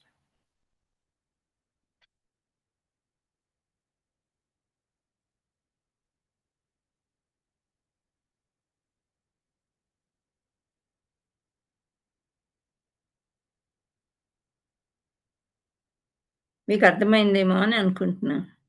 ఇక్కడైనా అర్థం కాకపోతే అడగండి. ప్రశ్నలు ఏమైనా ఉన్నాయా? ఈరోజు కొంచెం సమయం అయింది కాబట్టి నేను ఆ స్టోరీ రేపు చెప్తాను. మహత్వం రేపు స్టార్టింగ్ 10వ అధ్యాయం యొక్క మహత్వం చెప్పుకొని 11వ అధ్యాయానికి వెళ్తాం. Okay, Hare Krishna. Hare Krishna. Hare Krishna. Thank you all so much. ఏమైనా ప్రశ్నలు ఉన్నాయా? Comments or criticisms or anything? Thank you. ఏమైంది ఇంత సైలెంట్ గా ఉన్నారు? అలసిపోవట్లేదు? చాలా బాగుంది. అందుకే అంటే బాగుంది. డమ్ స్ట్రక్ అయిపోయింది అంటారు అట్లా అయిపోయినట్టున్నాం.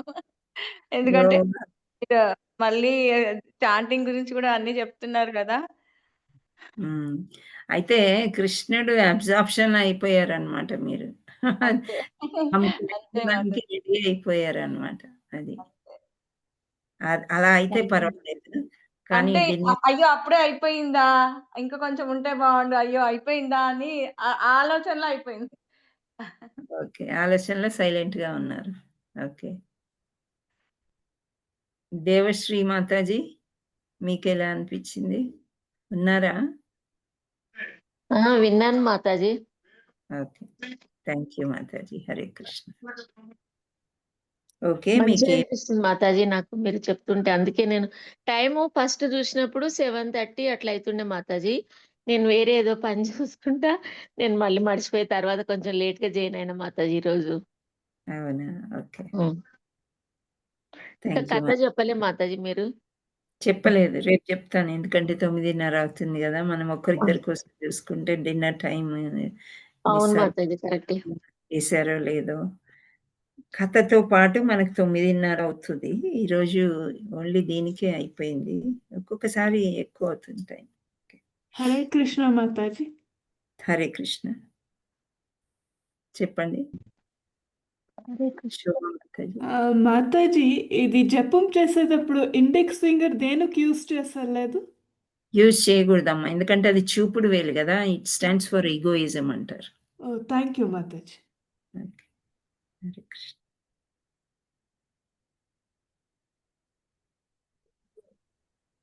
హరే కృష్ణ మాతాజీ.